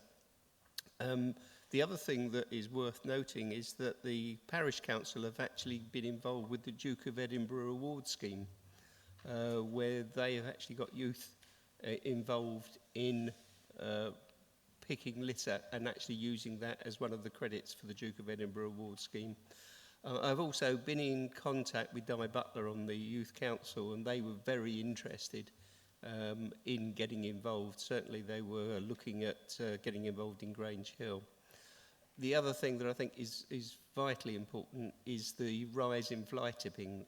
We are seeing regular professional groups, because there's one particular site in Chigwell where they're regular targeted. As soon as it's cleared up, there's more builders' rubble dumped, and this is a considerable cost to the council. I don't know what the impact is in closing the recycling centres to building rubble in Epping Forest or across Essex, so that may be something we need to think about in terms of cost. But I do know that there is a considerable cost in actually picking up litter, so we are dealing with it after the event, and it would be much better if we could do it before. I do also know that Biffa, certainly in Chigwell, I see them at least every 2 weeks with a litter patrol. So there is a considerable amount of effort by Biffa in actually doing that, and I did take a photograph of one of their operatives only a couple of weeks ago, so I can confirm that this is actually being carried out. So this is a great initiative. I think it's something that has been needed, and I fully support it. Thank you, Chairman. Thank you. Before I go to Councillor John Philip, yes, a seconder, I would like to ask Councillor Chris Whitbread. He would like to say a few words. Yeah, thank you, Chairman. I think this motion gets broad support across the whole chamber and probably beyond. My real concern at the moment is obviously, and I think Councillor Pond got it right, there needs to be an element of stick with this as well, because we really do need to keep our high streets and our rural areas tidier. I was shocked by the number of residents I had complaining to me about the litter that comes from takeaways, strewn all across our rural areas and main roads and high streets, with no care whatsoever, straight out of car windows. I also understand there's quite a blight outside even Northfield Cemetery, where people were pulling over with their takeaways on apparently takeaway date nights during the worst of the pandemic, and of course then just dumping onto the verge of the leftovers of their McDonald's or whatever other takeaway they enjoy. There are several different ones. So I do think we need some corporate buying from people like McDonald's as well, and from any other takeaways. Also, it amazed me during the pandemic how many bins were just filled with coffee cartons, and then they just continue to overspill onto the pavement, and no one cared. They just left them on the pavement or put them on top of bins. So I do think we need some corporate ownership of the initiative as well. And I think at some point it would be worth writing to some of the coffee shops and takeaways to say, if you see the bin outside your shop filled to the brim, could you not put some of it into bags and just play your part in the community as well? And I will please Councillor Murray, because I know he's taken the comments that I made before out of context, because actually I think it was to do with Wombles and the council moving forward into the 21st century, but he will be pleased to know I've been out on several litter picks, so I must be a Womble as well now. But it really needs to put it into context sometimes. But I think it's really great that one of the things, we've all seen good and bad things come from the pandemic, and I think one of the good things has been community engagement on things like litter picking and actually going out there and caring about our community. Thank you. Thank you. So, it's up to you, Councillor Philip. Thank you, Chairman. It's strange to start it this way, but it's worth pointing out that this is a motion that Councillor Avey and I decided to bring forward. It's not a report from the Cabinet. It's not one that's gone through all the approaches. This should be a normal debate around a motion. The good thing about that is that, like many motions, it seems to be one that actually attracts support from every right-minded councillor, and I'm very pleased to hear that. Part of what this is about is not just pushing people to do more litter picking, it's actually recognition for those people and groups that are involved in litter picking. It's saying well done and encouraging people to actually do it. And coming on a little bit further, that's we need to be encouraging our residents to pick up that litter as well as complaining about the litter being there. It's a bit like what I brought forward with the town centres. It's a joint action. It's not up to us to do everything. It's not up to parish and town councils to do everything. It's not up to volunteer groups to do everything. We all need to work together on it. I take on board completely what Councillor Murray said about schools' approach to litter, but it may well be that involving the youth council in schools can actually help them to set up something that sits outside an individual school in terms of actually helping us pick up the litter rather than just not creating more of the litter problem. And I also agree with him completely. It is a small minority of people who are actually doing this. And it's people who tend, I think, it's a combination of people being lazy and people just not thinking. So the approaches that we're taking in here in terms of the things we're suggesting will helpfully move people in the right direction. I take on board the thing about encouraging our businesses to support it through the newsletter, and I'm sure if either Councillor Avey, when he's out of isolation, or Councillor Whitbread wants to write something, we can easily get it into the next business newsletter. Very important, and it came up in a number of points with the Transport for London and also the Conservatives of the Forest. Working with them means that we work with them. They have a responsibility to be doing things as well. And if they don't step up the mark on that, we need to hold them to account for that. And that's particularly true with what Councillor Patel was saying in terms of litter in the forest. We need the forest to be taking action there. It's not something that we have powers over. In terms of picking up something Councillor Whitbread said, making use of our CCTV to enforce against people dropping litter from cars, I think is a really important part of what we're doing on this one. I know that there are Harl Wombles, so I'm very pleased to hear from Councillor Murray there's going to be Loughton Wombles as well. Just to finish off, encouraging members to support this motion, I would point out that Thaden Boyce has had a monthly litter pick going on for years and years and years. On the first Saturday of the month, people all around, not just the centre of the village, up on some of the more rural roads as well. Sometimes I would suggest perhaps they could do to be a bit better aware of what the traffic's doing, but it's something that I think when we look at it in terms of recognising the groups in the district for the work that they do, and if I could encourage perhaps the chairman to consider having this as one of the awards within the civic awards scheme, that might be the way to do this recognition, showing how important we actually see it as a council. So in summary, Chairman, I would just encourage all members to support this motion. Thank you, Councillor.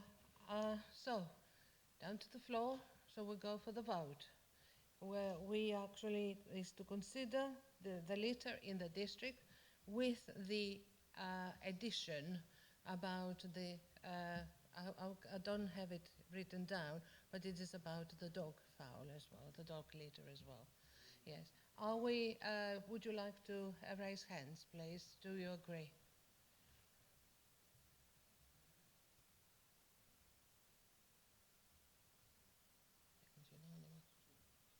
Unanimously agreed. Thank you very much. So the motion is passed.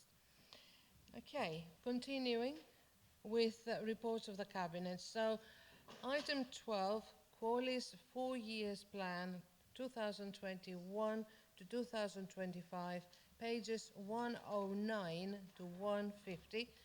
Councillor John Philip, please. Thank you, Chairman, and mindful of the amount of time we spent already this evening, I will try and be as brief as I can. What we've brought forward here is the 4-year business plan for Qualis. Members will remember we've already approved the 1-year business plan. This 4-year business plan has been through overview and scrutiny where we had a long discussion and debate about it, so hopefully we don't need to have many of those things brought up again. We brought it back to Cabinet, and again, plenty of opportunity for members to put their points there. Either of which opportunities would have given me a chance to go back to Qualis if there were things that we wanted to change. It is worth saying, as I have on each occasion, that this is a 4-year business plan. I don't expect everything in it to take place exactly as said. That's why we have the 1-year one coming each year. So it will neither be a success nor a failure if we end up doing things slightly differently. It is important to call out things that are in there, but call out things that are not in there. There is no mention in this business plan of handing over our housing stock to Qualis. That is not part of the 4-year business plan. Just want to make that really clear. As part of this 4-year business plan, one of the things we're asking Qualis to look at is potentially regenerating areas of our district. To do that, they will require an additional loan, potentially up to 35 million. And that leads to the recommendation number 2, to vary our capital programme, which I brought forward in February, to include that 35 million loan. We do not necessarily expect all of that loan to be taken down in one tranche. We also do not expect it all to come down in this year. However, I would like to request the Audit and Governance Committee to review our operational boundaries and approve limits in the Treasury Management and Investment Strategy, and look to see whether we can update them with that 35 million, if they consider it necessary. Members, I'm happy to take questions, but as I say, this has been thoroughly examined both at overview and scrutiny and at Cabinet, so I encourage members to support this. Councillor Stephen Murray. Thank you, Chairman. I don't intend going over the level of detail that I have at various other meetings because I accept the portfolio holder's point. but I have just got 3 points, please. Can he just give us, please, another assurance, because it was a past portfolio holder that gave the assurance, but can you just give us another assurance that no other service of this council will be transferred to Qualis without proper scrutiny? Secondly, and I can't cover everything on the council, I try and keep an eye on as much as I can. Does he have any comment on the news that broke on Everything Epping Forest on July the 26th about the confirmation of the third property acquisition in Coventry, which I understand was a £9 million purchase of office space? Did he know about that prior to the purchase, or is that not how it works? Because Qualis is obviously an independent organisation, but that was published at 6:52 p.m. on July the 26th by Everything Epping Forest. And then my third kind of comment is a general one, but I've got a precise twist to it without giving details. This is the 4-year business plan, and one of the issues I have with Qualis is our day-to-day influence on particularly services that used to be with the council and have now transferred. I still haven't got my head round the mechanism of accountability, and only today at, when was it? Only today at 4:15, and it would be wrong to share obviously the details. I got a message from a council tenant who was very, very unhappy with Qualis and their performance. And the key bit of her email amplifies my point of general accountability. I would be interested, and that's the tenant, I would be interested to know who the Qualis repair team answers to, as I feel they all need a little bit of retraining. And I won't go on and share everything she says. Normally, I would have been able to answer that as a councillor if it was our housing repairs service, and I really struggled. I basically said that I felt accountability was fairly weak, and I didn't quite know what I would do as a councillor, but I might have the opportunity of finding out tonight. So it was a good little example that I'm sure is cropping up elsewhere across the district that is a wider point. I think if we're transferring more and more services to Qualis, which I think is night follows day, doesn't it, is likely to happen, we do need really clear lines of accountability and what we as individual councillors can do when we are approached by individual residents who for them don't perceive it as working. Thank you. Councillor John Philip.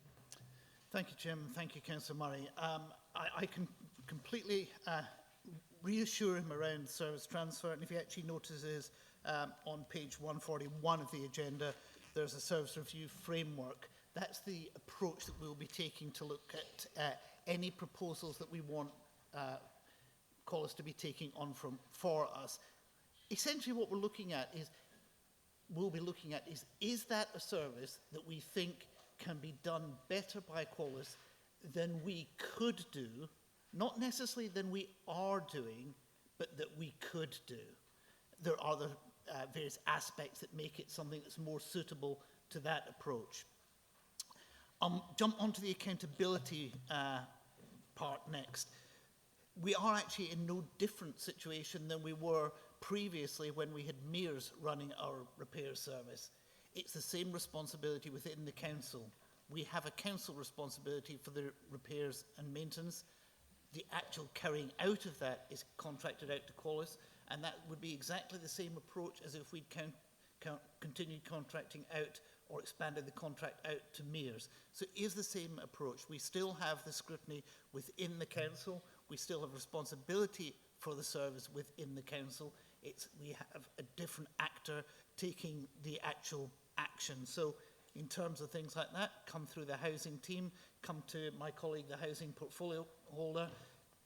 It runs that way. That's what we're doing. We're taking things that can efficiently be done elsewhere, and if there's a problem with the service, we deal with it in the same way as we would with an internal service. In terms of the third property, I don't have the third property details to me myself. I knew Qualis were involved in acquiring that third property. I knew it was likely to be closing in the very near future. From what you say, it has closed. The managing director of Qualis is currently on holiday, so I did not have my regular Thursday meeting with her this morning, so otherwise I'm sure she would have told me that that had completed. So I do meet with Sasha Jevons on a weekly basis normally. We keep each other informed of what's going on. Clearly, with some things, there's commercial sensitivity. And the way it's worked out, we provided a loan to Qualis for them to actually acquire property to do revenue generation from, and they do their appropriate due diligence to make sure that's an appropriate property to acquire. And when they do so, they get revenue from it. So I'm completely happy with that. And they service the debt to the council, so we get money out of that as well. Councillor Owen. Thank you, Chairman. I just had a quick question. It was page 118. It looks like on the balance sheet of Qualis, the debt is going up quite a lot.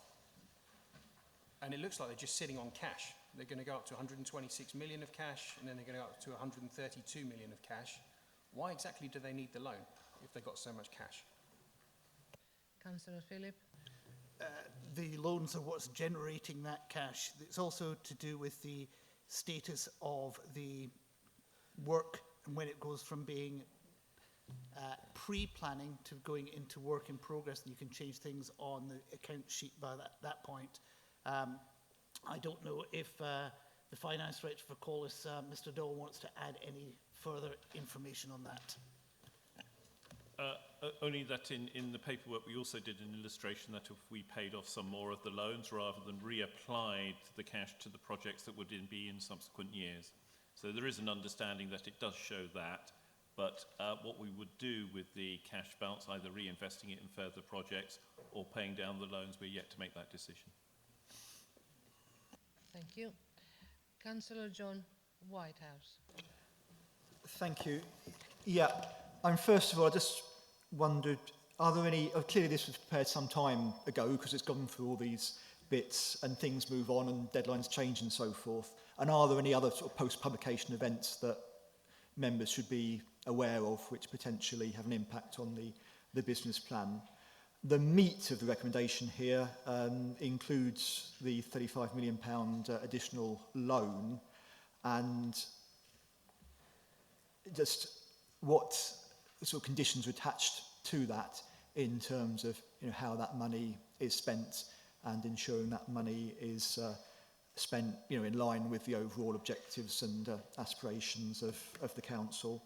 And just to pick up on the service transfer issue, I mean, there are some quite big assumptions in the business plan, both about what might happen and the benefits as seen by Qualis of how that would happen. I just wanted to say, I mean, as other members have, I think members will need very clear evidence to justify and understand any transfer proposals. I mean, just asserting that it would be better will not be enough. Hopefully the appendix will help in that process, but it is important that we have a lot of clarity on those issues.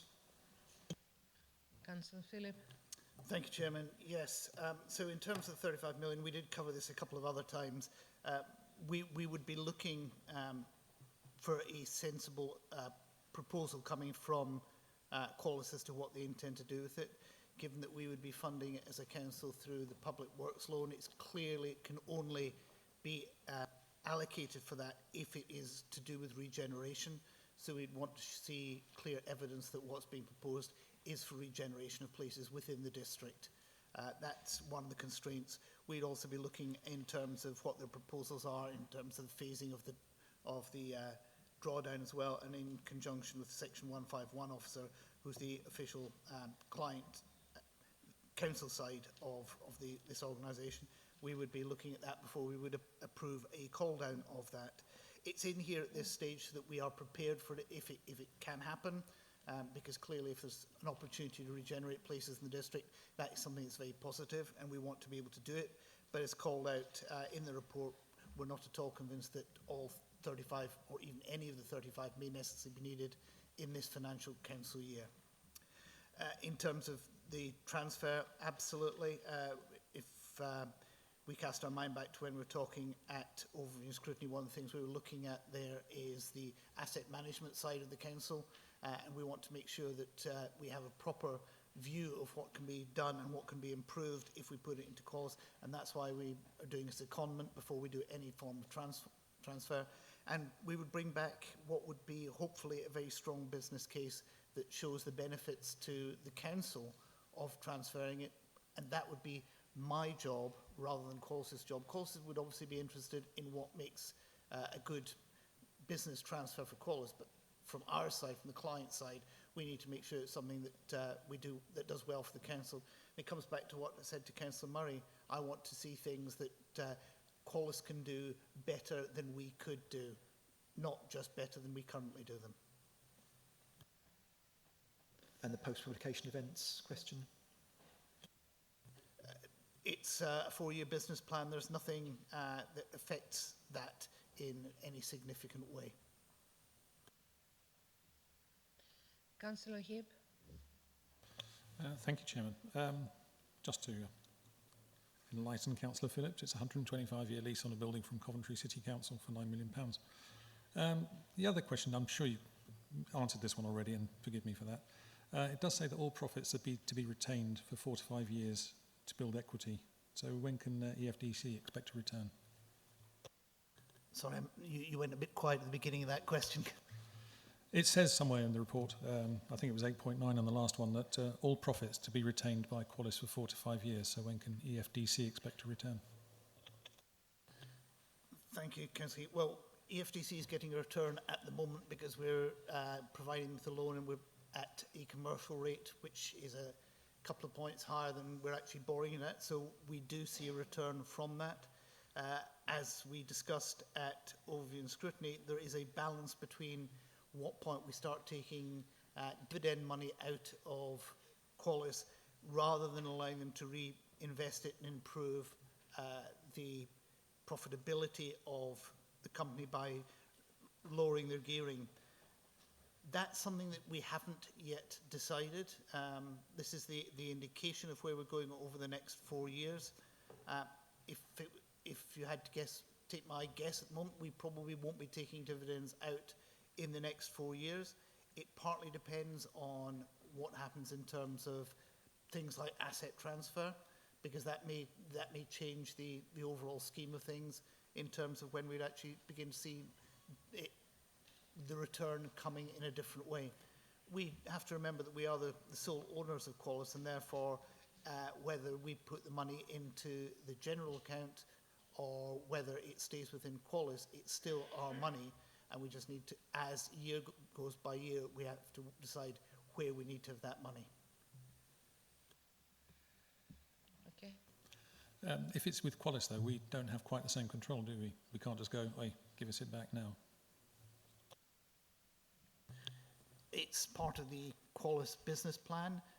We do approve as a council the 1-year business plan on a yearly basis. That's probably sufficient knob twiddling to allow us to bring it when we're going to need it. The key thing, though, is we need to make sure that Qualis ends up being a success. And if we starve it of cash at a critical point, that's not going to help it to be a success. So it is a balancing act. Okay. Members, on page 109, we have the recommendations. There are 3 recommendations.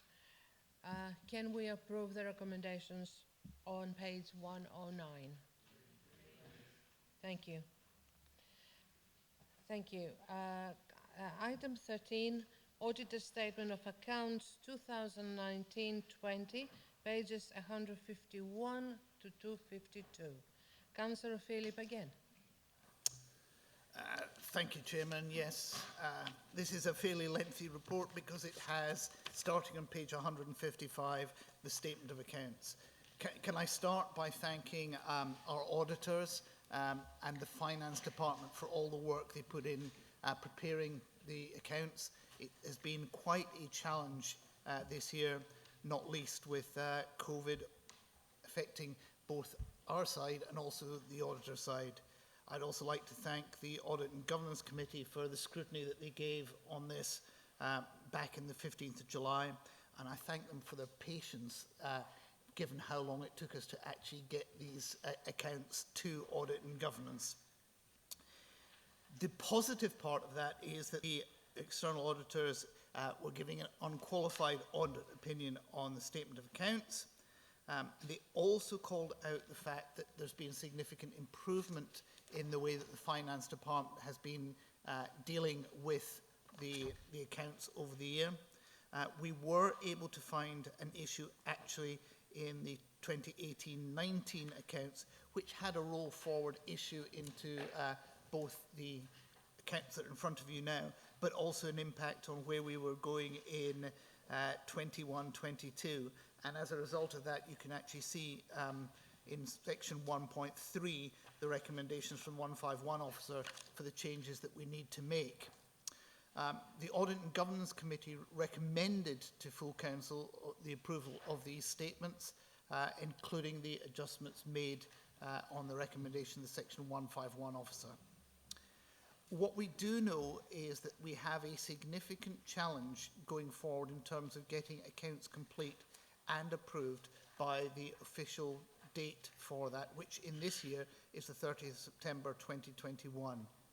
I would like to encourage Council to ask our Constitution Working Group to look at the issue of whether the Audit and Governance Committee can approve the accounts rather than having to bring them back to full council.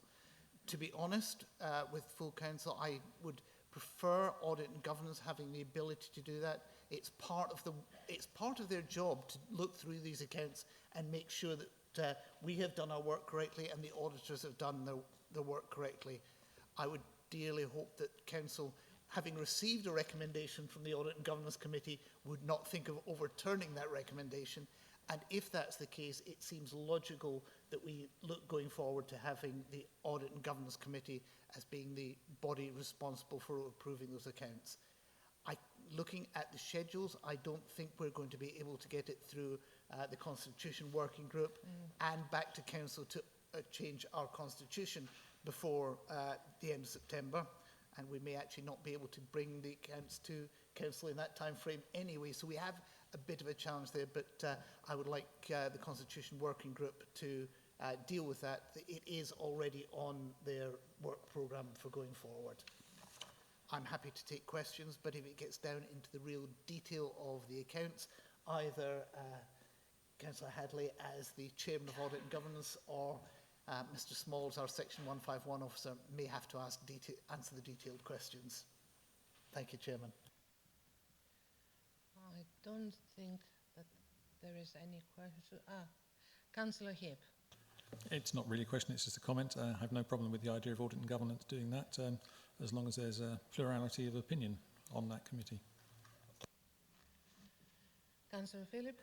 Chairman, as Councillor Heap knows, the set-up of the Audit and Governance Committee is set up in such a way that there's representatives from, certainly at the moment, from both the Green Group, the LRA and the Conservative Group, as well as having an independent member sitting on there.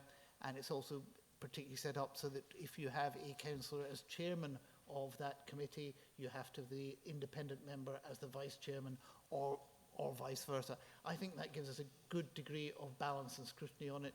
And obviously, if the Audit and Governance Committee felt that there was something that full council should take a detailed look at, it's within their purview to send a report up to council for them to consider.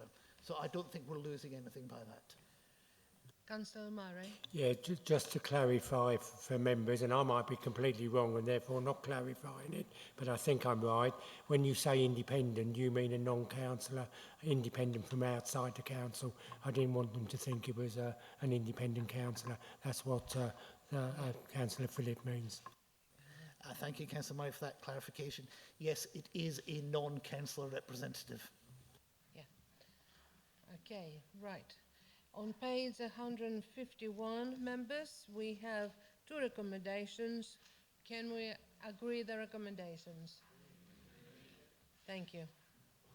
Item 14, Treasury Management Strategy. There is a supplementary, as the original did not include the appendices. So, Councillor John Philip again. Sorry, pages 253 to 254, and of course you have the supplementary. Yes, thank you, Chairman, and I apologise for the supplementary. It was only when I was reading the report through in terms of preparation for this evening, I realised that somehow the appendices had got missed off. However, if any members had been particularly interested, they could have gone to the Audit and Governance Committee agenda for the 22nd of March and seen those documents. It is a part of our overall financial planning to look at these. The Audit and Governance considered the strategies at their meeting on the 22nd of March and recommended that the Council approve them. I apologise, it was an oversight on my behalf not to have brought them through to a Council meeting earlier, but we've had one or two other things going on in the interim. It's clearly part of stuff that we need to do. We need to look at the Treasury Management Strategy.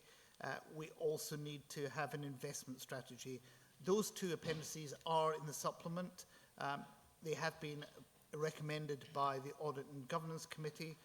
As members will remember, going back to the Collis report, which we've just talked about, these are two that need to be potentially looked at again in the light of the changes there. But I encourage members to approve these strategies so that they can be in place at least for as long as it takes the Audit and Governance Committee to look at them again. Thank you, Chairman. Any hands?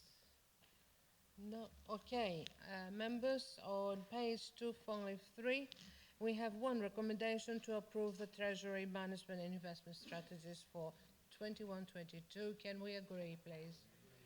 Thank you very much. Right, item 15, appointment to outside body, Whips Cross Joint Health Overview and Scrutiny Committee, pages 255 to 262. Councillor Chris Whitbread. Yeah, thank you, Chairman. Chairman, we have the opportunity to appoint a non-voting member to this new committee with regards to Whips Cross Joint Health Overview and Scrutiny Committee. I think it's all very clearly set out in the report along with some terms of reference. I believe there is two nominations for this role. I'll be putting forward Councillor Aliket Patel because it fits in with his other duties as a Cabinet member, and I believe the LRA would also like to put someone forward, so it will go to a vote. Thank you. Councillor Chris Bond. Thank you very much, Chairman. I speak as someone who served as the Essex County Council representative on the Outer North East London Joint HOSC for 15 years, which I've just stepped down from. And I think the idea which has emanated from the two very socialist councils of Waltham Forest and Redbridge of setting up a joint HOSC, particularly on the Whips Cross issue, is a good one. Whips Cross Hospital, as you know, serves most of Epping Forest inside the M25. The proposals to re-provide a smaller hospital have been very worrying to the London boroughs of Redbridge and Waltham Forest, and I think they felt that an ad hoc HOSC would be a very good idea, simply because the existing HOSC is very largely concerned with Barking and Havering, and not so much for Whips Cross. So I think it's entirely sensible that Essex should have a voting member and Epping Forest have a non-voting member. But you will know that under the primary legislation, executive members are debarred from serving on joint HOSCs. I take it that the administration thinks that Councillor Patel, who I think would be an excellent member of it, is an observer, so therefore is not debarred, but I point that out as a potential anomaly. Councillor Chris Whitbread. Yeah, thank you, Chairman. I would assume that's the case because it is more of an observer role, but we will seek clarification. Do we have another nominee, Councillor Pond? Caroline Pond? We did have someone, but I don't think we're... Okay. Okay.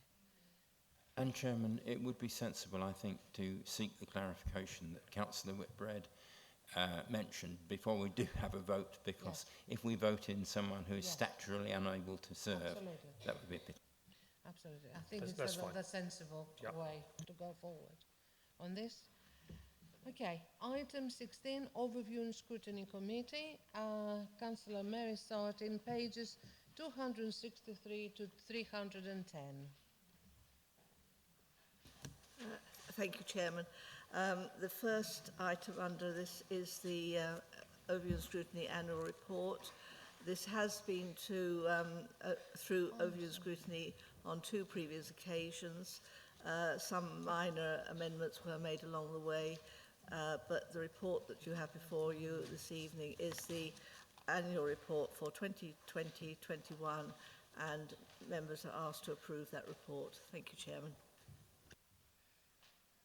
Thank you very much. Councillor Murray. Yes, thank you, Chairman. I've got a number of points to make, and I make no apologies for that, because scrutiny is the system we have when we have a cabinet, and my role, along with lots of other councillors, is nothing to do with the cabinet and everything to do with scrutiny. And this is the first time it's come to council, so I think some of the issues need a little bit of airing. Some is going to be negative, what I've got to say, and some is going to be very positive. First of all, I'd like to put on record my thanks for the excellent manner in which Councillor Sartin has continued to chair the main committee. Thank you for that, Councillor Sartin. I'm probably going to abstain on receiving the report because, as Councillor Sartin knows, and the rest of ONS knows, I wasn't particularly happy with how the report covers the call-in requests. I just didn't feel it got the real flavour of the importance of the decisions and the heat of the debate and some of the issues. I was given the opportunity of providing an alternative, but I made the judgment that my alternative wasn't going to be accepted by the committee. I've got quite a good idea of what will get past the committee and what wouldn't, and I had other council issues that were taking my time, so I chose not to. But that doesn't mean that I'm happy with the way they are written, because I'm not. But obviously the majority of ONS are, because they adopted this report. I might just add that on the first call-in to do with the Covenant and New City College, the recent decisions as regards Luxon Fields does show how very wrong the District Council was as regards lifting those covenants, and the poor people of Loughton and that particular junction and Borders Lane are going to pay the price, but there we are. My second point is external scrutiny, and here I'm very positive, and that's on 282, 283 and 284, and I just want to bring to members' attention, not in detail, but 3 really positive pieces of scrutiny we did during the year as the main committee. That was the Epping Forest Youth Council, and then very importantly local mental health services and young people's mental health services. They were really important pieces of scrutiny, and you can never judge whether scrutiny will have any kind of direct positive outcome, particularly with outside agencies, but I felt they were useful, and I felt that the representatives we had from those agencies went away saying they had learned something. And then my 2 final remarks are just to do with 2 of the particular select committees. And the first one is to do with the work of the Communities Select Committee, because though I wasn't a member last year, I think I did attend all their meetings. They were virtual, of course. And again, I'd like to put on record my thanks for the manner in which Councillor Sunger chaired those meetings. But I do just want to bring people's attention to, I think, the one external body that they had during the year, because quite rightly their focus was within the council and what the council was doing on community services. But they did have an excellent presentation at their first meeting, 21st of July last year, from the Grow Community Garden. And I just really want to bring that paragraph to members' attention on 288. And I understand, Chairman, that along with other members, unfortunately I was working, you attended their 7th anniversary gathering a couple of weeks ago. But I wanted to bring that to people's attention. And then the last point I've got, Madam Chairman, and as I say, scrutiny is an important part of our council, so I do think we need to take their annual report seriously. And that's to do with the Stronger Council. And again, I try to follow this during the year. That's one of the benefits of Soon. You were able to probably follow more meetings than you would have done if it involved coming up to Epping. And that was the accommodation review. And to be honest, I really want to use this item and this item on the report just to make one comment and one question about the accommodation, because all members now of council have been able to see it. I was reasonably impressed by what I saw tonight. But my question, please, to the chairman of ONS, or perhaps a portfolio holder might answer it. Somewhere in the paperwork, there will be how we spent our millions of pounds refurbishing the offices. I didn't think tonight that that was visually very clear. I didn't hit myself tonight and think, oh, I can now see where the £5 million was spent. So could the chairman of ONS use her good offices so that we could have a kind of concrete list on, you know, a page of A4 on how the money was spent? I'm sure it's in lots of different documents, but I don't think we need to really source that. I think a nice A4 list, you know, 2 million on IT, 500,000 on partitions or something, just exactly, you know, a shopping list of how we spent our money, a bit like Sainsbury's sent me when I got my home delivery on Tuesday, would be absolutely great. Thank you, Chairman. Councillor Sargent, would you like to answer this? Thank you very much. Firstly, thank you to Councillor Murray for drawing to members' attention some of the areas within this report. Obviously, it's quite a full report, but does cover and does show the amount of work that was carried out by the main Overview and Scrutiny Committee itself, but also by the 3 select committees, which they themselves have put a lot of work into the last year. As far as your question around the costings of the various bits of the work around the accommodation project, I don't know whether the portfolio holder, and I'm not sure who it is, would be able to answer that at this time, or whether that's something that would need to come back through, perhaps coming back to an Overview and Scrutiny Committee, and in this case it would be the Stronger Council Select Committee. I'm not sure whether someone else, one of the portfolio holders, can take this up just now. Thank you, Chairman. Thank you, Councillor. Thank you. Councillor Chris Whitbread.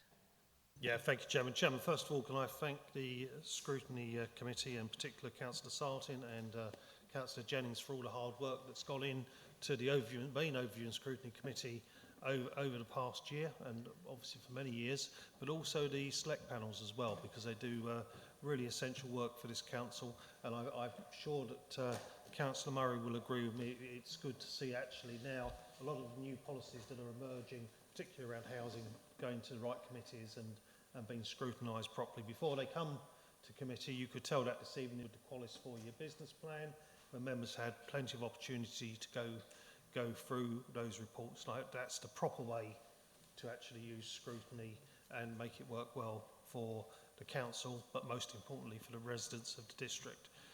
With regards to the civic offices, I'm pleased that Councillor Murray likes some of it, and I think it's a great step forward for these offices, and we heard from Councillor Phillip this evening as well, the way in which the top floor of the accommodation is going to be let to the benefit of the council, but of course it's not to the benefit of the council, it's to the benefit of local people. The project was very heavily documented through its various phases, and it's gone through a number of phases, and of course it's ended up differently in some ways to what we originally anticipated, because obviously the pandemic has changed the world and it's changed the working world as well.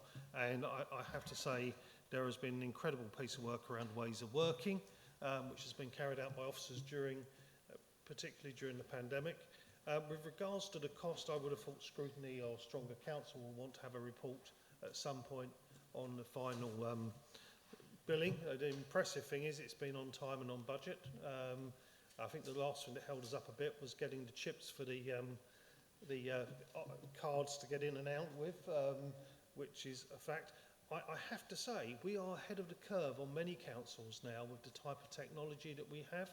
And I think it's really important that we recognise that some of the new technology will enable us to have more hybrid meetings. And in fact, we saw Overview and Scrutiny on the four-year Qualis plan that officers were able to join us on Zoom, which was really welcome, I thought. So, yes, I'm more than happy to bring a report to one of the select panels at some point with regards to the final cost of everything. I think that the fact that we've done some things with technology pushing the boundaries to a degree is not only just good crystal ball gazing, but it will have saved this council a lot of money because we can see the cost of that technology rising very quickly now. So there's a lot to be proud of in these new civic offices, and when we get them finally all opened and all guns blazing, I think it'll be a great asset to the whole community of Epping Forest, and will actually deliver on what we said, which will be fundamental savings and a greener working environment for Epping Forest. Councillor Janet Wellhouse. Thank you, Chairman. Yes, it would be very interesting to have this report coming to scrutiny, and I look forward to seeing that. Could it also include information on how decisions were made and changed? It was something Councillor Kane brought up at a previous meeting. We had consultations before the building shut. Many of us were invited to go to the second floor. We sat on chairs. We looked at a particularly interesting sort of pod thing that groups of teams of officers were supposed to be able to use. And I was looking for that as I went round the building. It isn't there. And, you know, it is somewhat different to what we were led to expect. It would be interesting to know how this all changed on the way and why, if that could be included in the report we have. Thank you. Councillor Whitbread. Yeah, thank you, Chairman. Yes, it has changed, and things have moved on as we have developed the building. If you think about it, originally we were going to be using all 3 floors, apart from the ground floor, which we hope to have as a community hub. So yeah, things have changed as we've moved along, and I think we've done our best to keep members informed along that journey. But obviously some things move quicker than others. Actually, we have got the pods there. You have got some great working spaces. Only thing I'm not too keen on is the telephone box type system, personally. Gives me a feeling of a bit of claustrophobia, but I'm sure other people really like them. But one of the things I've been really impressed by, and I'm sure other members will agree as they get to see the rooms to work in, is the giant iPads that we have in them, but also the fact most of the areas now, and particularly the old, what used to be the old housing area, are so much lighter and brighter now. Remember, this isn't the finished state either. There's still a bit more to be done. We're still hoping to bring in another entrance where we're hoping the library will go. We're still looking forward to the cafe area. There's lots to still be looked at and taken forward in that way. I'm looking forward to seeing how the area that we use for council meetings is used by local businesses and networks, and how our partners coming from the NHS and our partners from DWP and our partners the Citizens Advice Bureau, because that's the way of the future now, and this building is built now for the future. It was an old building, in many ways past its sell-by date, but actually what we've done is transformed it into a place for the 21st century, a place for the post-pandemic world, and of course at the same time we're going to be delivering homes for local people, and we're going to be delivering a better future for the High Street.